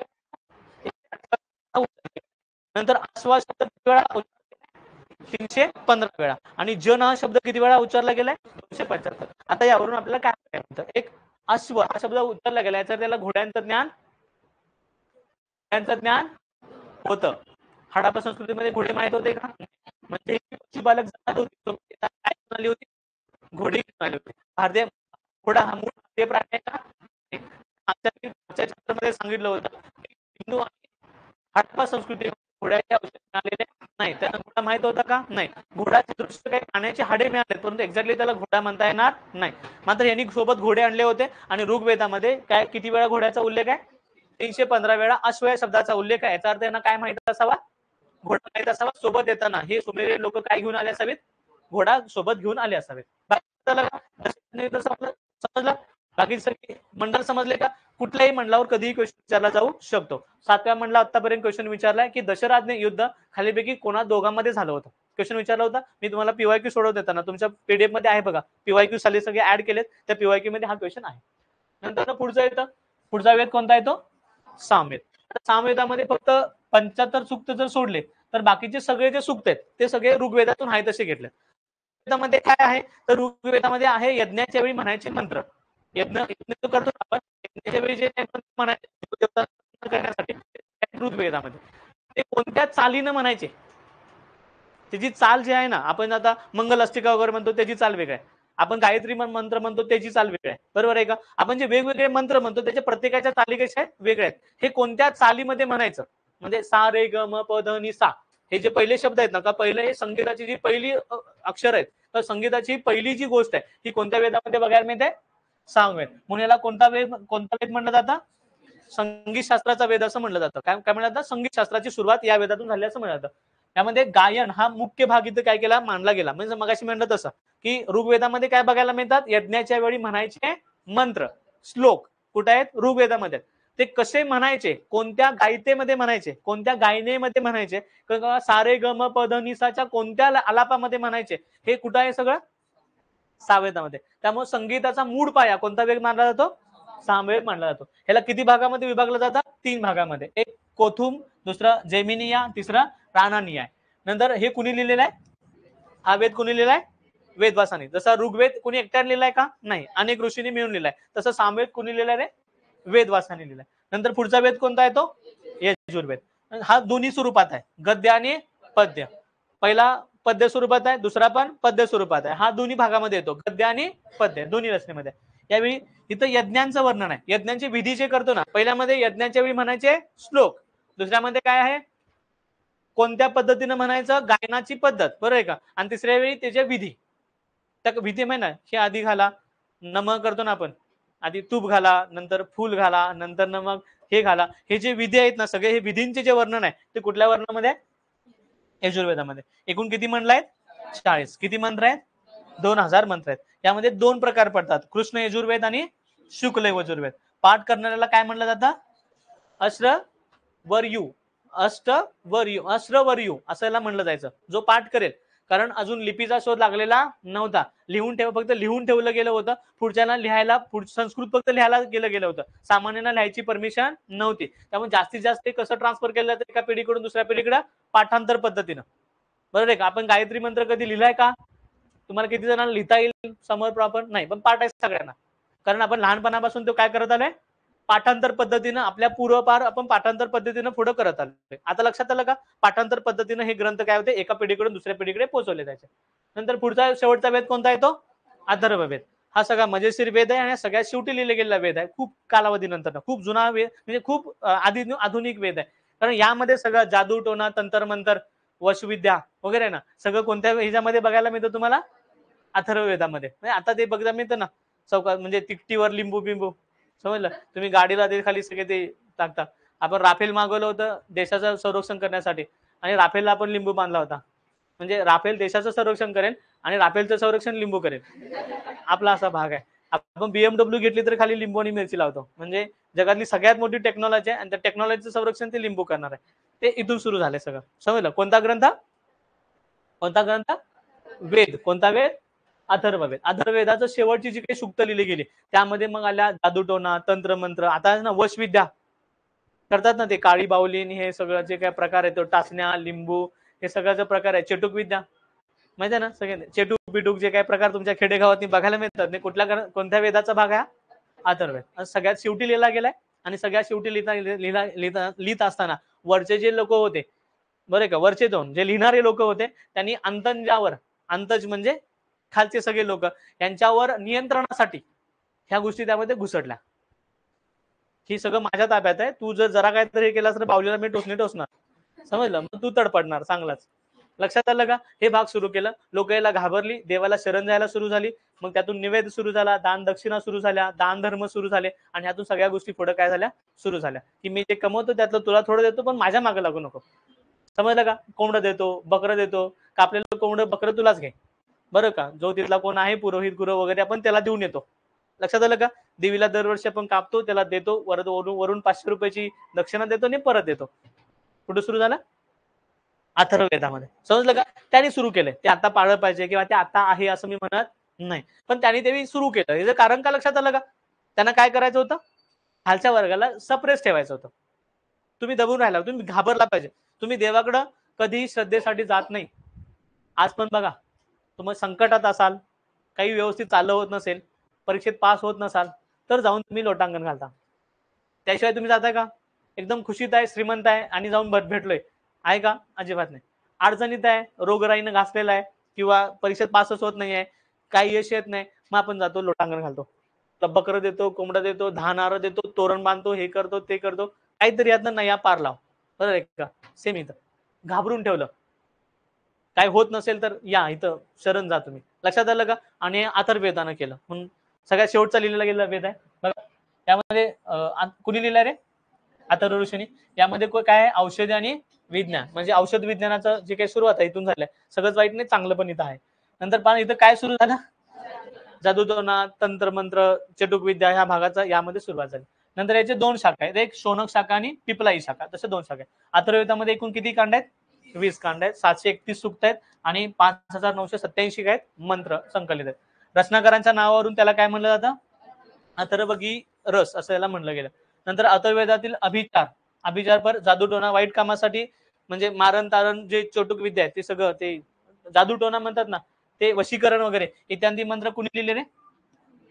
कोणी? याचा सगळ्याचा जनक कोण आहे? अंगिरा ऋषी. कोण आहे? अंगिरा ऋषी. तुम्ही कधी ते भविष्य बघायला जाता माहित आहे? त्याच्याकडला जो फोटो लावलेला असतो ना, तो अंगिरा ऋषी, ते त्याचे शिष्य असतात. ते जादूटोना वगैरे असतात ना, तुम्ही कधी गेला असाल काय माहित नाही, जसे बंगाली बाबा असतात, बरं का. बंगाली बाबा आपला गुरु कुणाला मानतात रे? जसं दाढीवाला एका पुरुषाचा त्यांनी फोटो काढायला लावलेला असतो बघा, ते त्याला त्यांनी माळा वगैरे घातलेला असेल, त्याला ते पुढं पूजत असतात आणि म्हणतात पैसे इथं ठेवा. कधी बघितलंय काय माहित नाही मला, पण कधी बघा तुम्ही तो फोटो कोणाचा आहे? कारण त्यांचा गुरुच कोण आहे? आणि हे जादूटोना, चटुक विद्याचा गुरुच कोण आहे? अंगिरा ऋषी. कारण अथर्ववेदामध्ये शेवटच्या ऋचा त्याने ज्या लिहिल्या, शेवटचे काही जे श्लोक लिहिले त्यांनी, ते कशावर होते? जादूटोण्यावर आधारित होते, तंत्रमंत्र विद्येवर आधारित होते. काही लोक याला खरं मानतात, काही लोक खरं मानत नाहीत, काही लोक वशीकरण, भूत बाधा प्रेत मानतात, काही लोक मानत नाहीत. कधी कधी तुमच्या डोळ्याला तुम्हाला बघायला मिळतं समोरासमोर, त्यावेळी तुम्ही पटतं पण, कधी कधी पटत पण नाही. दाभोळकरांची सगळी भाषणं ऐकली तर तुम्हाला ते पटणार पण नाही. पण तुम्ही काही ठिकाणी तुम्ही गेला, काही इथं मंदिरं वगैरे आहेत बघा, जिथं लोक ते भूत बाधा काढतात, लोक अशी सगळी ओरडत असतात, किंचळत असतात, कुठं झाडावर चढलेले असतात, वर लटकलेले असतात, अशी पण लोक तुम्हाला बघायला मिळतात. आणि काही ठिकाणी तुम्हाला दत्तांचं इथं कुठं तर मंदिर आहे, गाणगापूर की कुठं तर, मला एक्झॅक्टली आता ते आठवत नाही ठिकाण कुठे आहे, पण इथं कुठं तर आहे, गाणगापूरच बहुतेक. तिथं गेल्यानंतर ते असं भूतबाधा, काही पिशाची बाधा काय झालेली असेल तर तिथं निघते म्हणतात, बरं आहे का. तिथं व्हिडिओ तुम्ही आहेत अवेलेबल, युट्यूबवर तुम्ही जाऊन बघा. भूत पिशाच वशीकरण जे काही प्रकार आहे, ती लोक अशी लटकलेली आहेत छताला सगळी, म्हणजे अशी उलटी सगळी लटकलेली आहे. मी स्वतः बघितले, मग तुम्हाला सांगायला लागले की त्यावेळी पटत नाही की खरोखर असतं नसतं, आहे नाही. तुमच्या गावामध्ये कोणतरी चटूक घेऊन आलेला असतो, चटूक विद्या, त्याची भरभराटी सुरू असते. आज ट्रॅक्टर घेतला, उद्या गाडी घेतली, उद्या हे घेतलं ते घेतलं, मग गावात चर्चा चालू होते, ना चेटूक आणला असेल, चेटूक विद्या. हे सगळं कोणत्या ग्रंथातलं आहे रे? अथर्ववेदातलं. लक्षात आलं? कुणी लिहिलेले सगळे? अंगिरा ऋषीने लिहिले. यामुळे अथर्वचा अर्थ पवित्र असा होतो, पवित्र जादा असं होतं. अंगिराचा अर्थ असं काय होतं? अपवित्र. जो पहिला ग्रंथाचा पहिला पार्ट आहे तो पवित्र आहे, त्यामध्ये विज्ञान आहे, त्यामध्ये औषध आहे, त्यामध्ये खगोलशास्त्र आहे, त्यामध्ये अनेक जडीबुटी आहेत, त्यामध्ये धन्वंतरी महाराजांचा उल्लेख आहे, त्यामध्ये अनेक ऑपरेशन वगैरे केलेल्यांचा उल्लेख आहे, एनेस्थेसिया म्हणजे भुलीचे जी काही औषध आहेत त्यांचं वर्णन आहे पहिल्या ग्रंथामध्ये. तुम्ही वाचला असेल तर, नसेलच वाचला 100%, पण तुम्ही कधी वाचायला मिळालं तर पहिले जे पाठ आहेत, पहिले पाठ एकदम चांगला आहे, त्यामध्ये विज्ञान आहे, अर्थशास्त्र पण आहे, विज्ञान पण आहे, सगळ्या गोष्टी आहेत. मात्र दुसरा पाठ जे तुम्ही वाचायला चालू करता ना, त्यानंतर हे सगळं हेच आहे. अंगिरा जसा अंगात घुसतो ना, बाकीचं सगळं तंत्र मंत्र, जादूटोणा, ह्या सगळ्या गोष्टी तुम्हाला त्यामध्ये बघायला मिळतात. मग लक्षात आलं का? त्यामुळे त्याला अपवित्र ग्रंथ तिथून पुढे होत होतो. आधीचा जो आहे तो पवित्र, नंतर काय होतो? अपवित्र ग्रंथ मानला जातो. किती वेद बघितले आपण? 4 वेद. कुठले कुठले? ऋग्वेद, सामवेद, यजुर्वेद आणि अथर्ववेद. नंतर ऋग्वेदामध्ये कशाचं वर्णन आहे? यज्ञाच्या वेळी म्हणले जाणारे श्लोक सगळे. नंतर सामवेदामध्ये ते म्हणायचे कसे. नंतर ना यजुर्वेदामध्ये म्हणणे विधी, ते विधी कसा करायचा, यज्ञाचा विधी कसा असावा. आणि अथर्ववेदामध्ये काय आहे? जादूटोणा आणि तंत्रमंत्र. पहिल्या पार्ट मध्ये काय आहे? औषध विज्ञान, विज्ञान आणि औषधशास्त्र, बरोबर आहे का? आणि दुसऱ्या पार्टमध्ये काय आहे? जादूटोण्याच्या बाबतीत बोलवलं जातं. समजलं? आता वेदांच्यावर आधारित काय लिहिली? काही ब्राह्मण्य लिहिली गेली, त्यावर आधारित काही आरण्यके लिहिली गेली, त्यावर आधारित काही उपनिषद लिहिले गेले, आणि त्यावर आधारित काही काय लिहिले गेले? उपवेद लिहिले गेले. हा कालावधी पुढचा खूप जास्त वर्षाचा आहे. वैदिक काळानंतर जो उत्तर वैदिक काळ सुरू झाला ना, हा उत्तर वैदिक काळामध्ये सगळं पुढे लिखाण केलं गेलं. हे आधारित होतं. आधार कशाला मानला गेला? वेदांना. कशाला आधार मानला गेला? वेदांना आधार मानला गेला, आणि मग ते लिहिलं गेलं. समजलं? मग ऋग्वेदाचे ब्राह्मण्य कुठले कुठले येतात? तर ऐतरीय ब्राह्मण, कौशितकी ब्राह्मण्य, पंचवीस ब्राह्मण्य आणि छांदोग्य ब्राह्मण्य, असे ब्राह्मण्य कुणाचे येतात? ऋग्वेदाचे. नंतर ना अरण्यके कुठले कुठले? ऐतरीय आणि कौशिकीय. आता अरण्यके कुणाला म्हणायचं? ज्या ऋषींनी अरण्यात जाऊन काय लिहिले? अरण्यात जाऊन लिहिलं म्हणून अरण्यके. अरण्य म्हणजे जंगल, जंगलामध्ये जाऊन जे लिखाण केलं त्याला अरण्यके असं म्हणलं गेलं. म्हणून ऐतरीय आणि कौशिकीय हे अरण्यके कोणाचे आहेत रे? ऋग्वेदाचे. नंतर ना पुढे उपनिषद, ऐतरीय आणि कौशिकीय उपनिषद कुणाचे आहेत? ऋग्वेदाचे. आणि ऋग्वेदाचा उपवेद कोणता येतो? आयुर्वेद. जो कोणी लिहिला? धन्वंतरी महाराजांनी. तुम्ही कधी डॉक्टर जवळ जी मूर्ती आहे बरं ती बघितली असेल, ते कोण आहेत रे? राजा हर्षवर्धनाचे. आठवलं होतं का? मी राजा हर्षवर्धन सांगितलं होतं, आठवतं ना? राजा हर्षवर्धनाचे कोण? हर्षवर्धन कुठं शिकवलं होतं सांगा?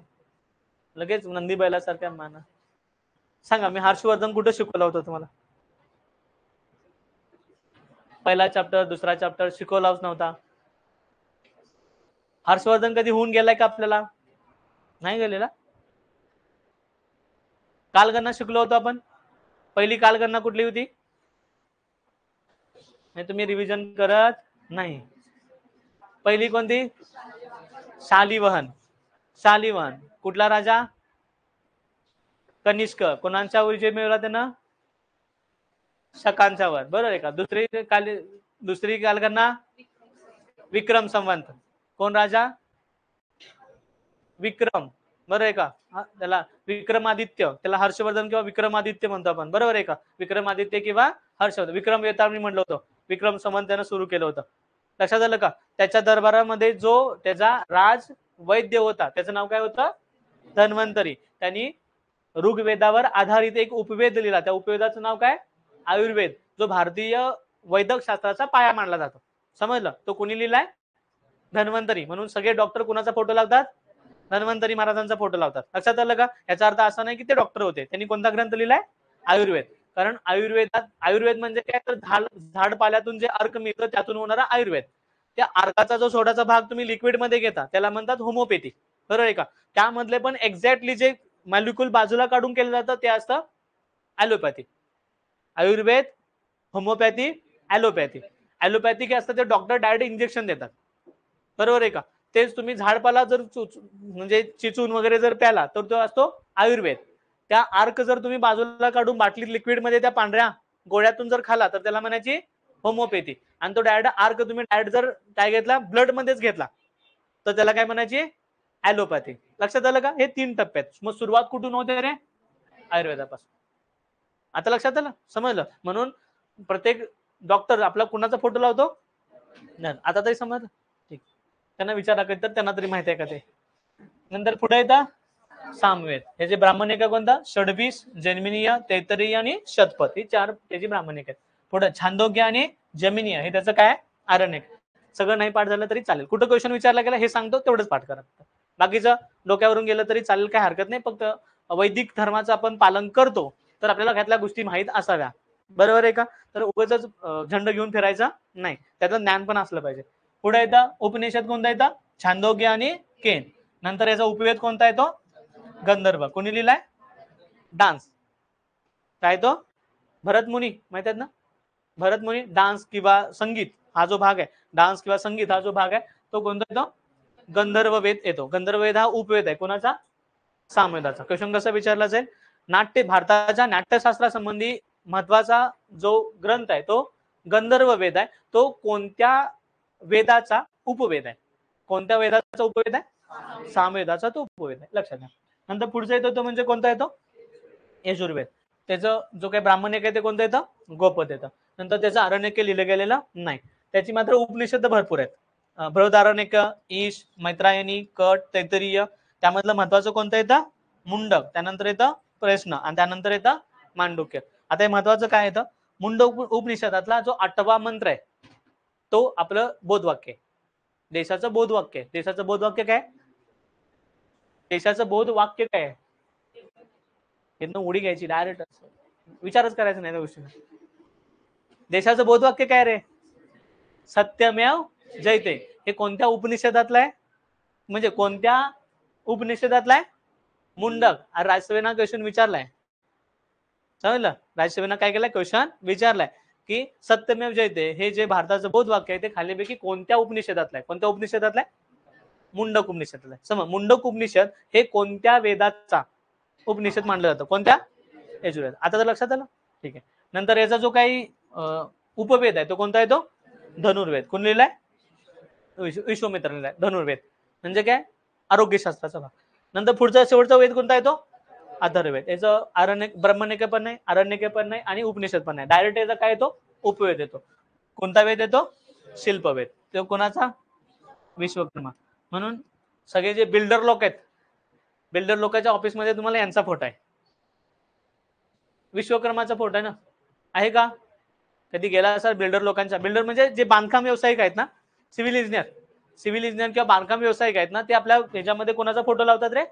विश्वकर्माचा. कारण ते म्हणतात बांधकाम व्यवसायाचा जो जनक किंवा जो मूळ आहे ते कोणाला मानलं जातं? त्याने काय स्वतः बिल्डिंग बांधल्या नव्हत्या, पण बिल्डिंग कशा असाव्यात, काय असाव्यात त्याच्याबद्दल त्याने काय केलं होतं? काही लिखाण केलं होतं. कोणत्या उपवेदामध्ये? शिल्पवेदामध्ये. समजलं? त्यामुळे शिल्पकार, रचनाकार, वास्तुकार हे कोणाला आपला गुरु मानतात? कोणाला? विश्वामित्राला किंवा विश्वकर्माला. कोणाला? बिल्डिंगची नाव पण असतात बघा, विश्वकर्मा हाइट्स. आता कळलं विश्वकर्मा कोण आहे? कोण आहे रे? शिल्पवेदाचा जनक. शिल्पवेद हा काय आहे? उपवेद आहे. कोणाचा? अथर्ववेदाचा. ठीक आहे, भाग समजला? लक्षात आलं का? ठीक आहे. पुढचा गोष्ट बघा. त्यानंतर पुढे काय गेली? वेदांच्यावर आधारित वेदांग लिहिली गेली. एकूण वेदांग किती आहेत रे? 6. त्यामध्ये शिक्षा, कल्पस्तुक्त, व्याकरण, छंद, ज्योतिष आणि निरुक्त. व्याकरण कोणाचं आहे? कोण लिहिलं रे? पाणिनी. कोण लिहिलंय? व्याकरण हा जो वेदांग आहे, वेदांचा अंग म्हणजे वेदाला अनुसरून बनवलेले काही लिखाण, त्याला आपण वेदांग असं म्हणतो. एकूण किती वेदांग आहेत? एकूण 6. बरे का? आपल्याला म्हणजे पूर्ण वेढलेली जी वेदांग आहेत एकूण 6 आहेत. त्यामध्ये 2 वेदांगाचा आपण काय करतो? पुन्हा करतो. त्यामध्ये पहिलं येतं व्याकरण, दुसरं ज्योतिष. समजलं? ज्योतिष जे सांगितलं जातं ना, हातांच्या रेषा हे वाकडी तिकडी अशी तशी, हे सगळं कोणत्या ह्याच्यामध्ये वेदांगामध्ये लिहिलेलं आहे? ज्योतिष वेदांगामध्ये लिहिलेलं आहे. लक्षात आलं? काही कुठून आलं सगळं? जे बसतात ते उभे तसे बसलेले असतात का? नाही. त्यांनी एकदा काहीतरी वाचलेलं असेल तर त्यांच्याकडून विचारून घ्या. कुणाला जाऊन हा दाखवू नका. त्याला माहित पण नसतं हे कुठून आलं, पण त्याला तुम्ही गुरु मानता. बरं काय? तसं नको. पुढे येतं पुराण. एकूण किती पुराण आहेत रे?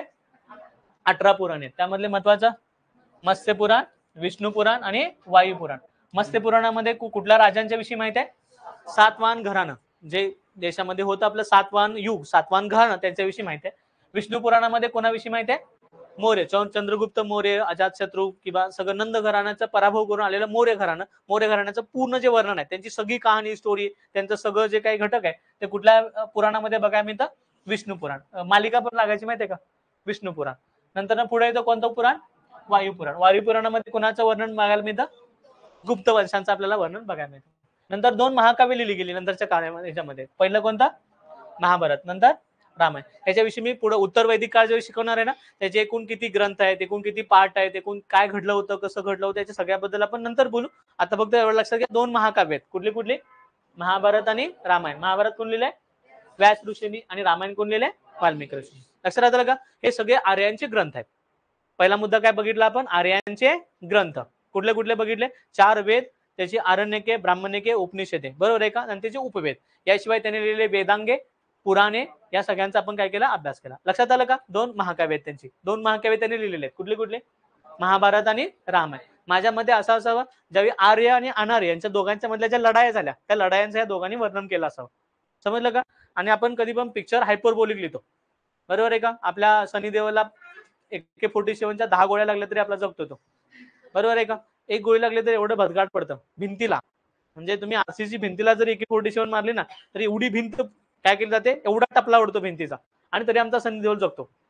समजलं का? हायपरबोलिक लिहितो ना आपण कथा. मग ह्या लोकांनी पण काय लिहिली? कथा लिहिली. आपण हिरो त्यांनी मांडला, आपला हिरो त्यांनी प्रेझेंट केला, बरोबर आहे का? हिरो प्रेझेंट करताना नेहमी त्यांनी कसा मांडला? हायपरबोलिक मांडला. आताच्या पिढीनं त्यातून काय घ्यायचंय सगळ्यात महत्वाचं आहे. आताच्या पिढीनं त्यातून काय घ्यायचंय महत्वाचं आहे ना. आताच्या पिढीनं त्यातनं चुकीचं घ्यायला चालू केलं तर काय होणार आहे? सगळं कोल्हापुरी भाषेमध्ये सगळं इस्कोट होणार आहे. लक्षात आलं का? तुम्ही काय घेतलं पाहिजे की भाऊ कसा असावा, बरोबर आहे का? लक्ष्मणासारखा भाऊ कसा असावा, सीतेसारखी पत्नी कशी असावी की जे आज लग्न झाले आणि एका महिन्यामध्येच ती एकदम भगवी कपडे घालून घराच्या बाहेर पडते, सगळं राजवैभव सोडून. तिने म्हणले नाही दे डिवॉर्स, माझं मी घरला जातो, तुझं तू बघ. मी पण लय मोठ्या घराण्यातली मुलगी आहे, मला काय गरज नाही तुझ्याबरोबर कुठे यायची. जंगलात येऊन 14 वर्ष राहायची मला काय गरज आहे का? नाही. उद्या आम्ही जातो, डिवोर्स पेपर पाठव माझ्या घराकडे, मी पण लय मोठ्या घरातली पोरगी आहे. म्हणली का ती? नाही, ती गेली सोबत, बरोबर आहे का? दुसरी आपली उर्मिला, लक्ष्मणाची पत्नी, बरोबर आहे का? ती तिची वाट बघत राहिली 14 वर्ष, बरोबर आहे का? 14 वर्ष कंटिन्युअसली वाट बघत राहिली. दुसरा स्वतः लक्ष्मण, तो म्हटला नाही तुझ्या वाटणीला आले, तुझं तू भोग, माझी काही वाटणी असेल ते ठेव मला इथं, तुझं तू जा बाबा. म्हणला का तो? नाही. शिक्षा त्याला झाली होती का? नाही. लक्ष्मण गेले ना त्यांच्यासोबत, 14 वर्ष राहिले. ह्यातून हे घ्या ना की भावाचं नातं कसं असलं पाहिजे, पत्नीचं नातं कसं असलं पाहिजे, एखादा मित्र, हनुमानासारखा मित्र कसा असला पाहिजे, बरोबर आहे का? कर्णासारखा मित्र कसा असला पाहिजे, ह्या गोष्टी यातून शिकल्या पाहिजेत, ह्या जगण्यामध्ये अवलंबल्या पाहिजेत. एका आईच्या शब्दासाठी एक पुत्र काय करू शकतो, बरोबर आहे का? नंतर न एका दुसऱ्यांचं कान भरल्यामुळं, काही सारख्या एका दासीनं कान भरल्यामुळं काय घराची वाट लागू शकते. आज प्रत्येक घरात हे शिकण्यासारखी ही गोष्ट आहे. रामायणातून ह्या गोष्टी शिकल्या पाहिजेत. जी आज घरं फुटायला लागली त्याची सगळ्यात महत्वाची कारण ही आहेत. हे आपण त्यातून शिकलं पाहिजे ना. आपली नातेसंबंध, आपले वागणं, आपले मित्र, आपल्या जगणं वागणं, ह्या यातून आपण शिकलं पाहिजे ना. आपण ते सोडलंय सगळं बाजूला आणि आपण काय त्यातनं घेतलंय? धर्म, जाती, पुराण, शबरी, या गोष्टी आपण घेतल्यात, बरोबर आहे का? हे बरोबर आहे का? नाही. समजलं? आताच्या पिढीला समजलं पाहिजे. व्हॉट्सअप युनिव्हर्सिटीवर विश्वास ठेवून येणारा एखादा लेख, एखादा येणारा व्हिडिओ, एखादा सांगणारी एखादी गोष्ट, एखाद्याचा कोणतरी भडकाऊ भाषण ऐकून आपण हे चालणार आहे का? नाही. नीट अभ्यास करा, बघा हे कुणी लिहिलं, का लिहिलं, कशासाठी लिहिलं, त्यामध्ये काय त्यांचा हेतू होता, प्रेरणा काय होती. हे जर समजलं ना, डोक्यात येतच नाही असल्या गोष्टी. तुम्ही न्यूट्रल राहता. मी तुम्हाला हे गॅरंटी देतो, इतिहासाच्या शेवटच्या लेक्चरला तुम्ही एकदम न्यूट्रल असणार आहे. काय घेणं देणं नाही जातीशी, धर्माशी, पंथाशी, काय घेणं देणं नाही. समजलं? हळूहळू तुमची ती प्रवास सुरू केलाय मी इथून. समजलं तर मी सांगतोय म्हणून नाही, तुम्हाला पटलं, योग्य वाटलं, पुरावे तुम्हाला दिसले तर तसे वागा, नाहीतर असून दे तुमच्या. पुढे येतं ऋग्वेदातले काही महत्वाचे प्रश्न, मग शब्द काही महत्वाचे वापरले होते, यावर क्वेश्चन आयोगाने विचारलाय. मी PYQ मध्ये तुम्हाला सोडवून देईन. पहिलं एक, तक्षण म्हणजे कोण? सुतार. वय्य म्हणजे कोण? विणकर. चर्मात्म म्हणजे कोण? चांभार. हरण्य म्हणजे काय? सोने, असा शब्द वापरलाय. नंतर पुढं आद्यवयू म्हणजे कोण? नास्तिक. कारभार म्हणजे कोण? लोहार. भागदूत म्हणजे कोण? कर वसुली करणारा अधिकारी, त्याला भागदूत म्हणलं. नंतर संग्रहंत्री म्हणजे कोण? कोषागार. नंतर स्पर्श म्हणजे कोण? गुप्तचर. नंतर स्थापती म्हणजे कोण? न्यायाधीश. कुंभकार म्हणजे कोण? कुंभार. डरवरा म्हणजे कोण? नांगरट केलेली जमीन. अभय म्हणजे काय? तांबे किंवा लोखंड. नंतर शत्तरी म्हणजे काय? राजाचा खासगी कारभारी. नंतर विधाता म्हणजे काय? पुरुष आणि स्त्रिया भाग घेत असलेले कायदे मंडळ. समजलं? आता हे दोन आणि हे दोन काय केलेत? जोड्या लावायला विचारले राज्यसेवेनं 2023ला. राज्यसेवेनं प्रीला 2023ला हा क्वेश्चन विचारलाय. किती डीप जाऊ शकते आयोग, लक्षात आला? समजलं? त्यामुळे कोणत्याही गोष्टी निग्लेक्ट करायचे नाहीत. हक्काचे 5 मार्क आहेत. जे आता होणार आहे ना 4-5 लेक्चर मध्ये जे होईल ना, हक्काचे 5 मार्क आहेत, अजिबात सोडायचे नाही. 5 पैकी 5 पडतात. कारण याच्या पलीकडे मी सांगायला ना, याच्या पलीकडे एकही शब्द वाचायची गरज नाही. 100% तुम्हाला 5 पैकी 5 पडणार आहे. लक्षात आलं का? नियोजनबद्ध तुम्ही रिव्हिजन केलं तर. मी आता बघायला लागले की पाठीमागचं तुम्ही काहीच वाचायला नाही. नोट्स देऊन पण तुम्ही पाठीमागचं काहीच माहित नाही. समजलं का? असं करू नका. रिव्हिजन करा, पुन्हा पुन्हा वाचा. जोपर्यंत समजत नाही तोपर्यंत काय करा, त्याचं वाचन करून घ्या. भाग लक्षात आला का? ठीक आहे. नंतर पुढे येतात पुराणे. बरोबर आहे का? पुराणे पहिलं येतं ब्रह्माशी संबंधित असणारे पुराणे, ब्रह्मपुराण, ब्रह्मांड पुराण, ब्रह्मदैवत पुराण, मार्कंडेय पुराण, भविष्य पुराण आणि वामन पुराण. नंतर पुढे विष्णूशी संबंधित असणारे पुराणे, विष्णू पुराण, भागवत पुराण, नारद पुराण, गरुड पुराण, पद्म पुराण आणि वराह पुराण. आता पण याचा वापर होतो. मृत्यूनंतर आपण जे काही हे घालतो, 12 दिवस वगैरे घालतो, त्यावेळी कोणतं पुराण असतं? गरुड पुराणातले मंत्र असतात. कोणत्या पुराणातले मंत्र असतात? गरुड पुराणातले मंत्र ते म्हणले जातात. नंतर पुढे वामन, आणि मी सांगितलं होतं ना बळीराजा, त्याचं जे सगळं वर्णन आहे. दिवाळीला तुम्ही जे काही अभंग स्थान वगैरे करता ते कोणत्या पुराणात आहे? वामन पुराणात आहे. नंतर महेश किंवा शिवाशी संबंधित असणारे पुराण कोणकोणते येतात? वायू पुराण, लिंग पुराण, स्कंद पुराण, अग्निपुराण, मत्स्य पुराण आणि कूर्म पुराण. यावरूनच मग विष्णूचे 10 अवतार आपण सांगतो. बरं आहे का? मत्स्य, कूर्म, वराह हे जे काही विष्णूचे अवतार आहेत ते यातूनच आपल्याला बघायला मिळतात. हे किती पुराणे? 18 पुराणे जे बघायला मिळतात ते ब्रह्माशी, विष्णूशी आणि महेश, ब्रह्मा, विष्णू, महेश या तिघांशी आपल्याला संबंधित असलेली बघायला ही नंतरच्या काळात लिहिलेली गेलेत. त्यामध्ये किती सत्यता आहे, किती दुष्टता आहे आपल्याला काही माहित नाही. हे आर्यानीच लिहिलेत का की नंतर उत्तर आर्याने लिहिलेत याच्याबद्दल पण माहिती नाही. फक्त आपल्या अभ्यासात म्हणून आपण घ्या. कन्सेप्च्युअल याला डोक्यात काय लक्षात ठेवू नका. समजलं? ते भरकटाल तुम्ही पूर्ण.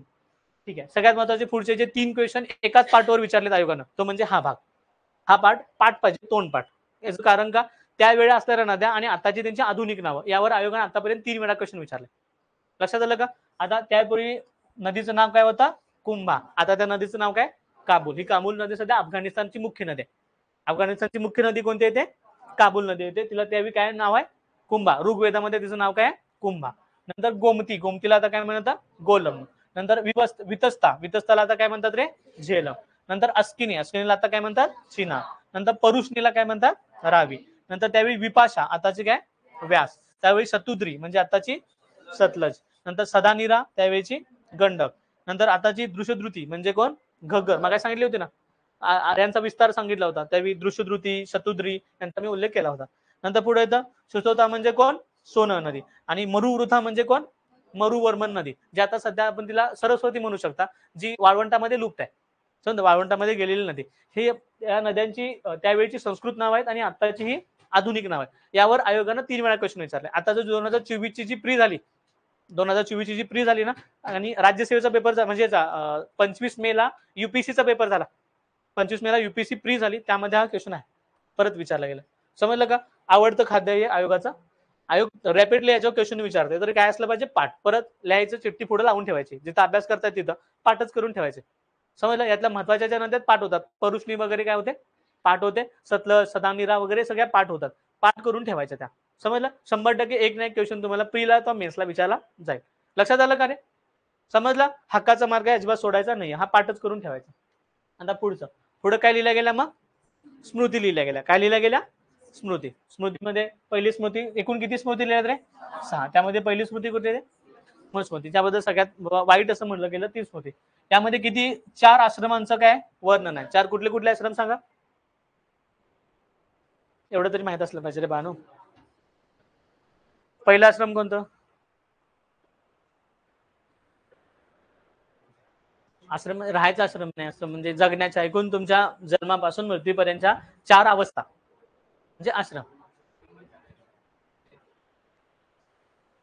ब्रह्मचर्य आश्रम, गृहस्थ आश्रम, वानप्रस्थ, शेवटचं वानप्रस्थ आश्रम. कुठलं पहिलं आश्रम?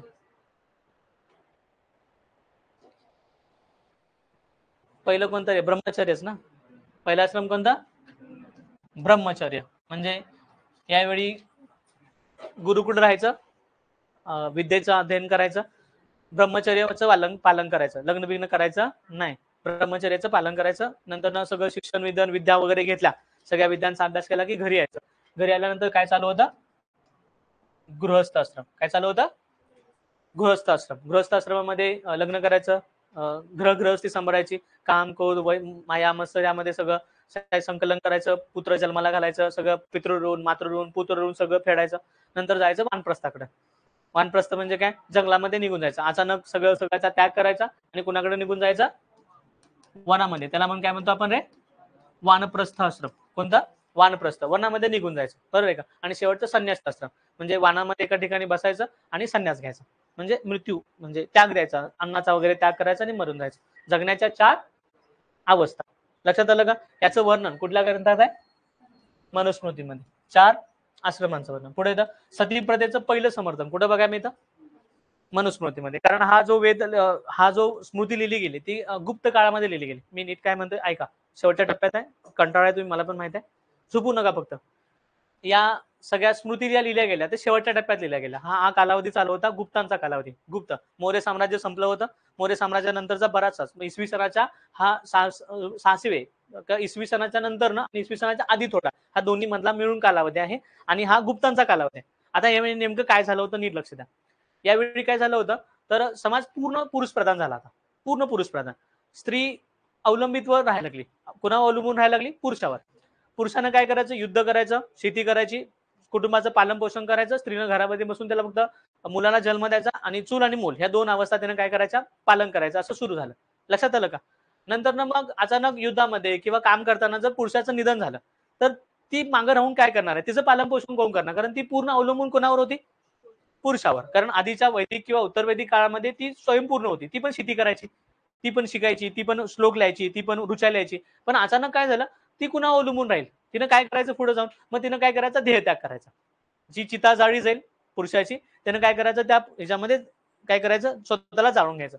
आता ती ओरडेल, आवाज येईल म्हणून काय करायचं, शेजारी उभा राहून सगळ्यांनी मोठमोठ्यानं ढोल वाजवायचे, तिचा आवाज चित्कार ऐकू येऊ नये कोणाला, बरोबर आहे का. या कारणासाठी काय करायचं, जोर जोरात ढोल वाजवायचे, इतके ढोल वाजवायचे की तिचा आवाजच बाहेर आला नसला पाहिजे. काही लोकांनी, जे अंतज लोक आहेत, म्हणजे आपण त्याला आता दलित मानतो, त्या लोकांनी काट्याने तिला दाबून धरायचं त्या प्रेतावर, ती बाहेर पडू नये, पळून जाऊ नये, या कारणासाठी तिला दाबून धरायचं आणि मोठमोठ्यानं आवाज करत राहायचं जोपर्यंत ती पूर्ण जळून राख होत नाही तोपर्यंत. याला काय म्हणलं गेलं, सती असं म्हणलं गेलं. आता ही मुख्य पद्धत होती शकांची होती. शक जमात जी आली होती ना, शकांनी जे आक्रमण पुढे केलं की शक जमात जी आली होती, शक पहिल्यांदा काय राहिले, राजस्थानच्या भागामध्ये राहिले. कदाचित ती आजची जमात राजपूत असावी, कारण जोहर ही राजपूतांची पद्धत आहे, ती आजपर्यंत चालू आहे. म्हणजे आता नाही सध्या आधुनिक काळामध्ये, पण जोहर हा जो काही राजपूतांचा प्रकार आहे ती सतीप्रथा असावी असं काही इतिहासकारांचं मत आहे. आणि त्यामुळे शक ही जी पद्धत आहे हीच लोक कोण असावे, राजपूत असावे. नंतर शकांची एक शाखा जी आधुनिक झाली, सुदृढ झाली, किंवा जी आधुनिकतेकडे गेली, ती नंतर खाली महाराष्ट्रात आली आणि ते झाले मराठे पुढं. कारण भोसरीच्या या भागामध्ये राहायला लागले, ते झाले भोसले आणि नंतर ते झाले मराठे. नंतर या शाखेनं, राजपूतांच्या किंवा शकांच्या या शाखेनं हे पालन केलं नाही पुढं. कारण तुम्हाला शहाजी महाराजांच्या मृत्यूनंतर जिजाबाई सती गेलेल्या बघायला मिळत नाही, समजलं.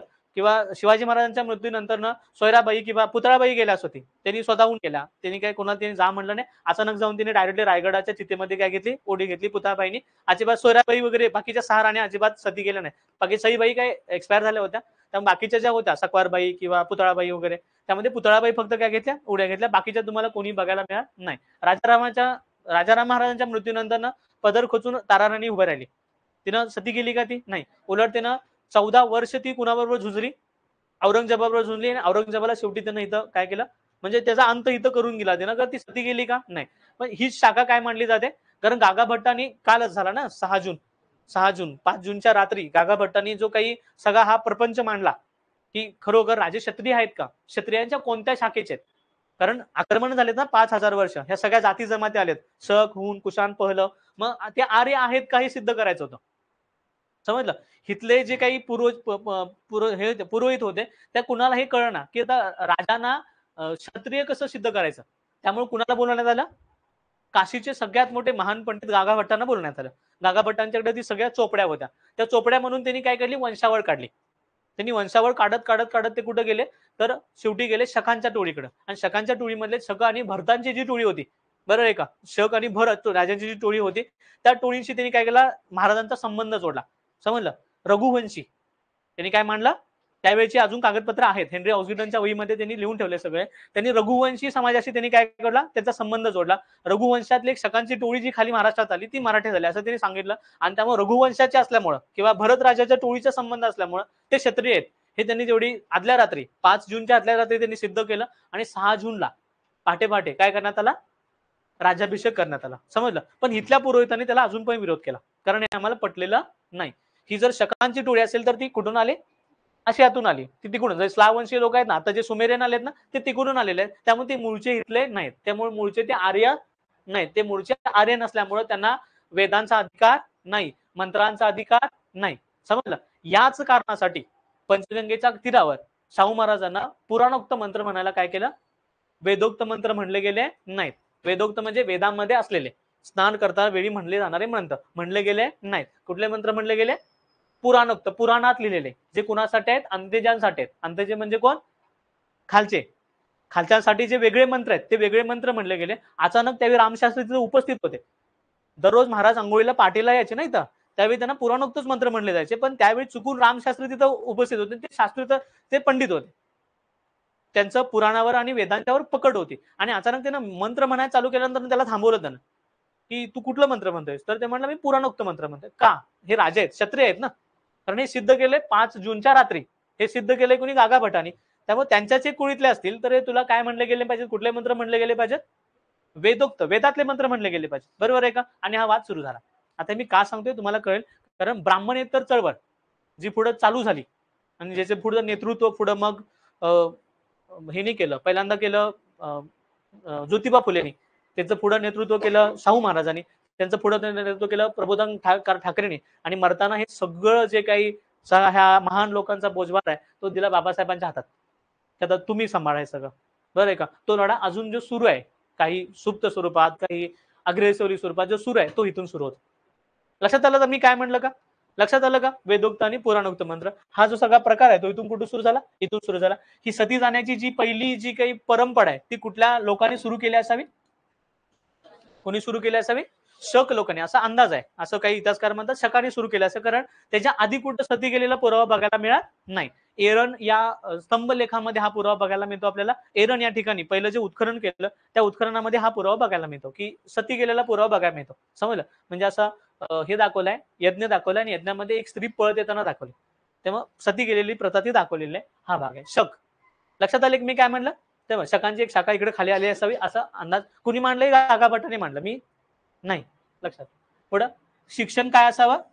निशुल्क असावं असा सल्ला त्यांनी दिला. नंतर पुनर्विवाहाला परवानगी दिली आहे. पुनर्विवाह करू शकतात स्त्रिया. जर पती एक्सपायर झाला तर एका बाजूला तो काय म्हणतो? सती पण जा, आणि एका बाजूला काय म्हणतो? पुनर्विवाह. म्हणजे शक्यतो पुरुषांचा पुनर्विवाह असावा, स्त्रियांचा पुनर्विवाह नसावा, अशी टीका कोणी केली? बाबासाहेबांनी केली. समजलं? कारण यामधले शेवटच्या ज्या सुक्तामध्ये त्यांनी स्त्रियांचे अधिकार, दलितांचे अधिकार नाकारले पूर्णपणे. समज, तर बाबासाहेबांनी कोणाचं दहन केलं? मनुस्मृतीचं दहन केलं. त्यांनी वेदांना जाळलं का? नाही. त्यांनी कुठलं उपनिषदांना, ब्राह्मणिकांना जाळलं का? नाही. त्यांनी कोणाला जाळलं? मनुस्मृतीचं जलन केलं. कधी? साल, दिनांक, वार काय राहून दे. पुढं दुसरं येते, दुसरी जी स्मृती येते ती यज्ञ वाकल्य स्मृती. कुठली स्मृती? यज्ञ वाकल्य स्मृती. या स्मृतीचे सतीप्रथेला काय केला? विरोध केला. यांनी सपोर्ट केला, यांनी काय केला? विरोध केला. नंतर पित्याने घेतलेले कर्ज फेडण्याची जबाबदारी कोणाची नाही?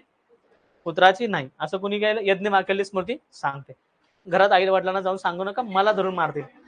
नंतर पुढे येतं नारद स्मृती. नारद स्मृती सतीप्रथेला यांनी काय केला? विरोध केला. स्त्रियांच्या पुनर्विवाहाला यांनी काय दिली? पहिल्यांदा असा माणूस बघायला मिळतो जो स्त्रियांच्या पुनर्विवाहाला त्यांना मान्यता दिली. नंतर ना पुढची स्मृती कोणती? बृहस्पती स्मृती. नंतर कात्यायन स्मृती आणि देवळ स्मृती. अशा एकूण किती स्मृत्या बघायला मिळतात? 6, ज्या नंतर न लिहिल्या गेल्या. स्मृती म्हणजे आठवून विचार करून लिहिली गेलेली काव्य रचना, त्याला स्मृती असं म्हणतात. समजलं? त्यामध्ये सध्या वाद जो सुरू आहे तो कोणाबद्दल आहे? मनुस्मृतीबद्दल आहे. बाबासाहेबांनी कोणत्या स्मृतीचं दहन केलं? बाकीचं कुठल्या जाळ्या का त्यांनी? नाही.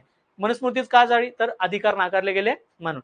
हे शक्यतो कोणाच्या काळामध्ये लिहिले गेले असं मी सांगितलं? गुप्तांच्या कालावधीमध्ये लिहिली गेली असावी असं मला वाटतं. भाग लक्षात आला? समजला? ठीक आहे. पुढचं वैदिक काळाची वैशिष्ट्ये आपण काय करू? पुढच्या लेक्चरला बघू. तुमचं सगळं रॉकेट व्हायला लागले, नंतर ते तुम्हाला कळेल. ठीक आहे. थँक्यू.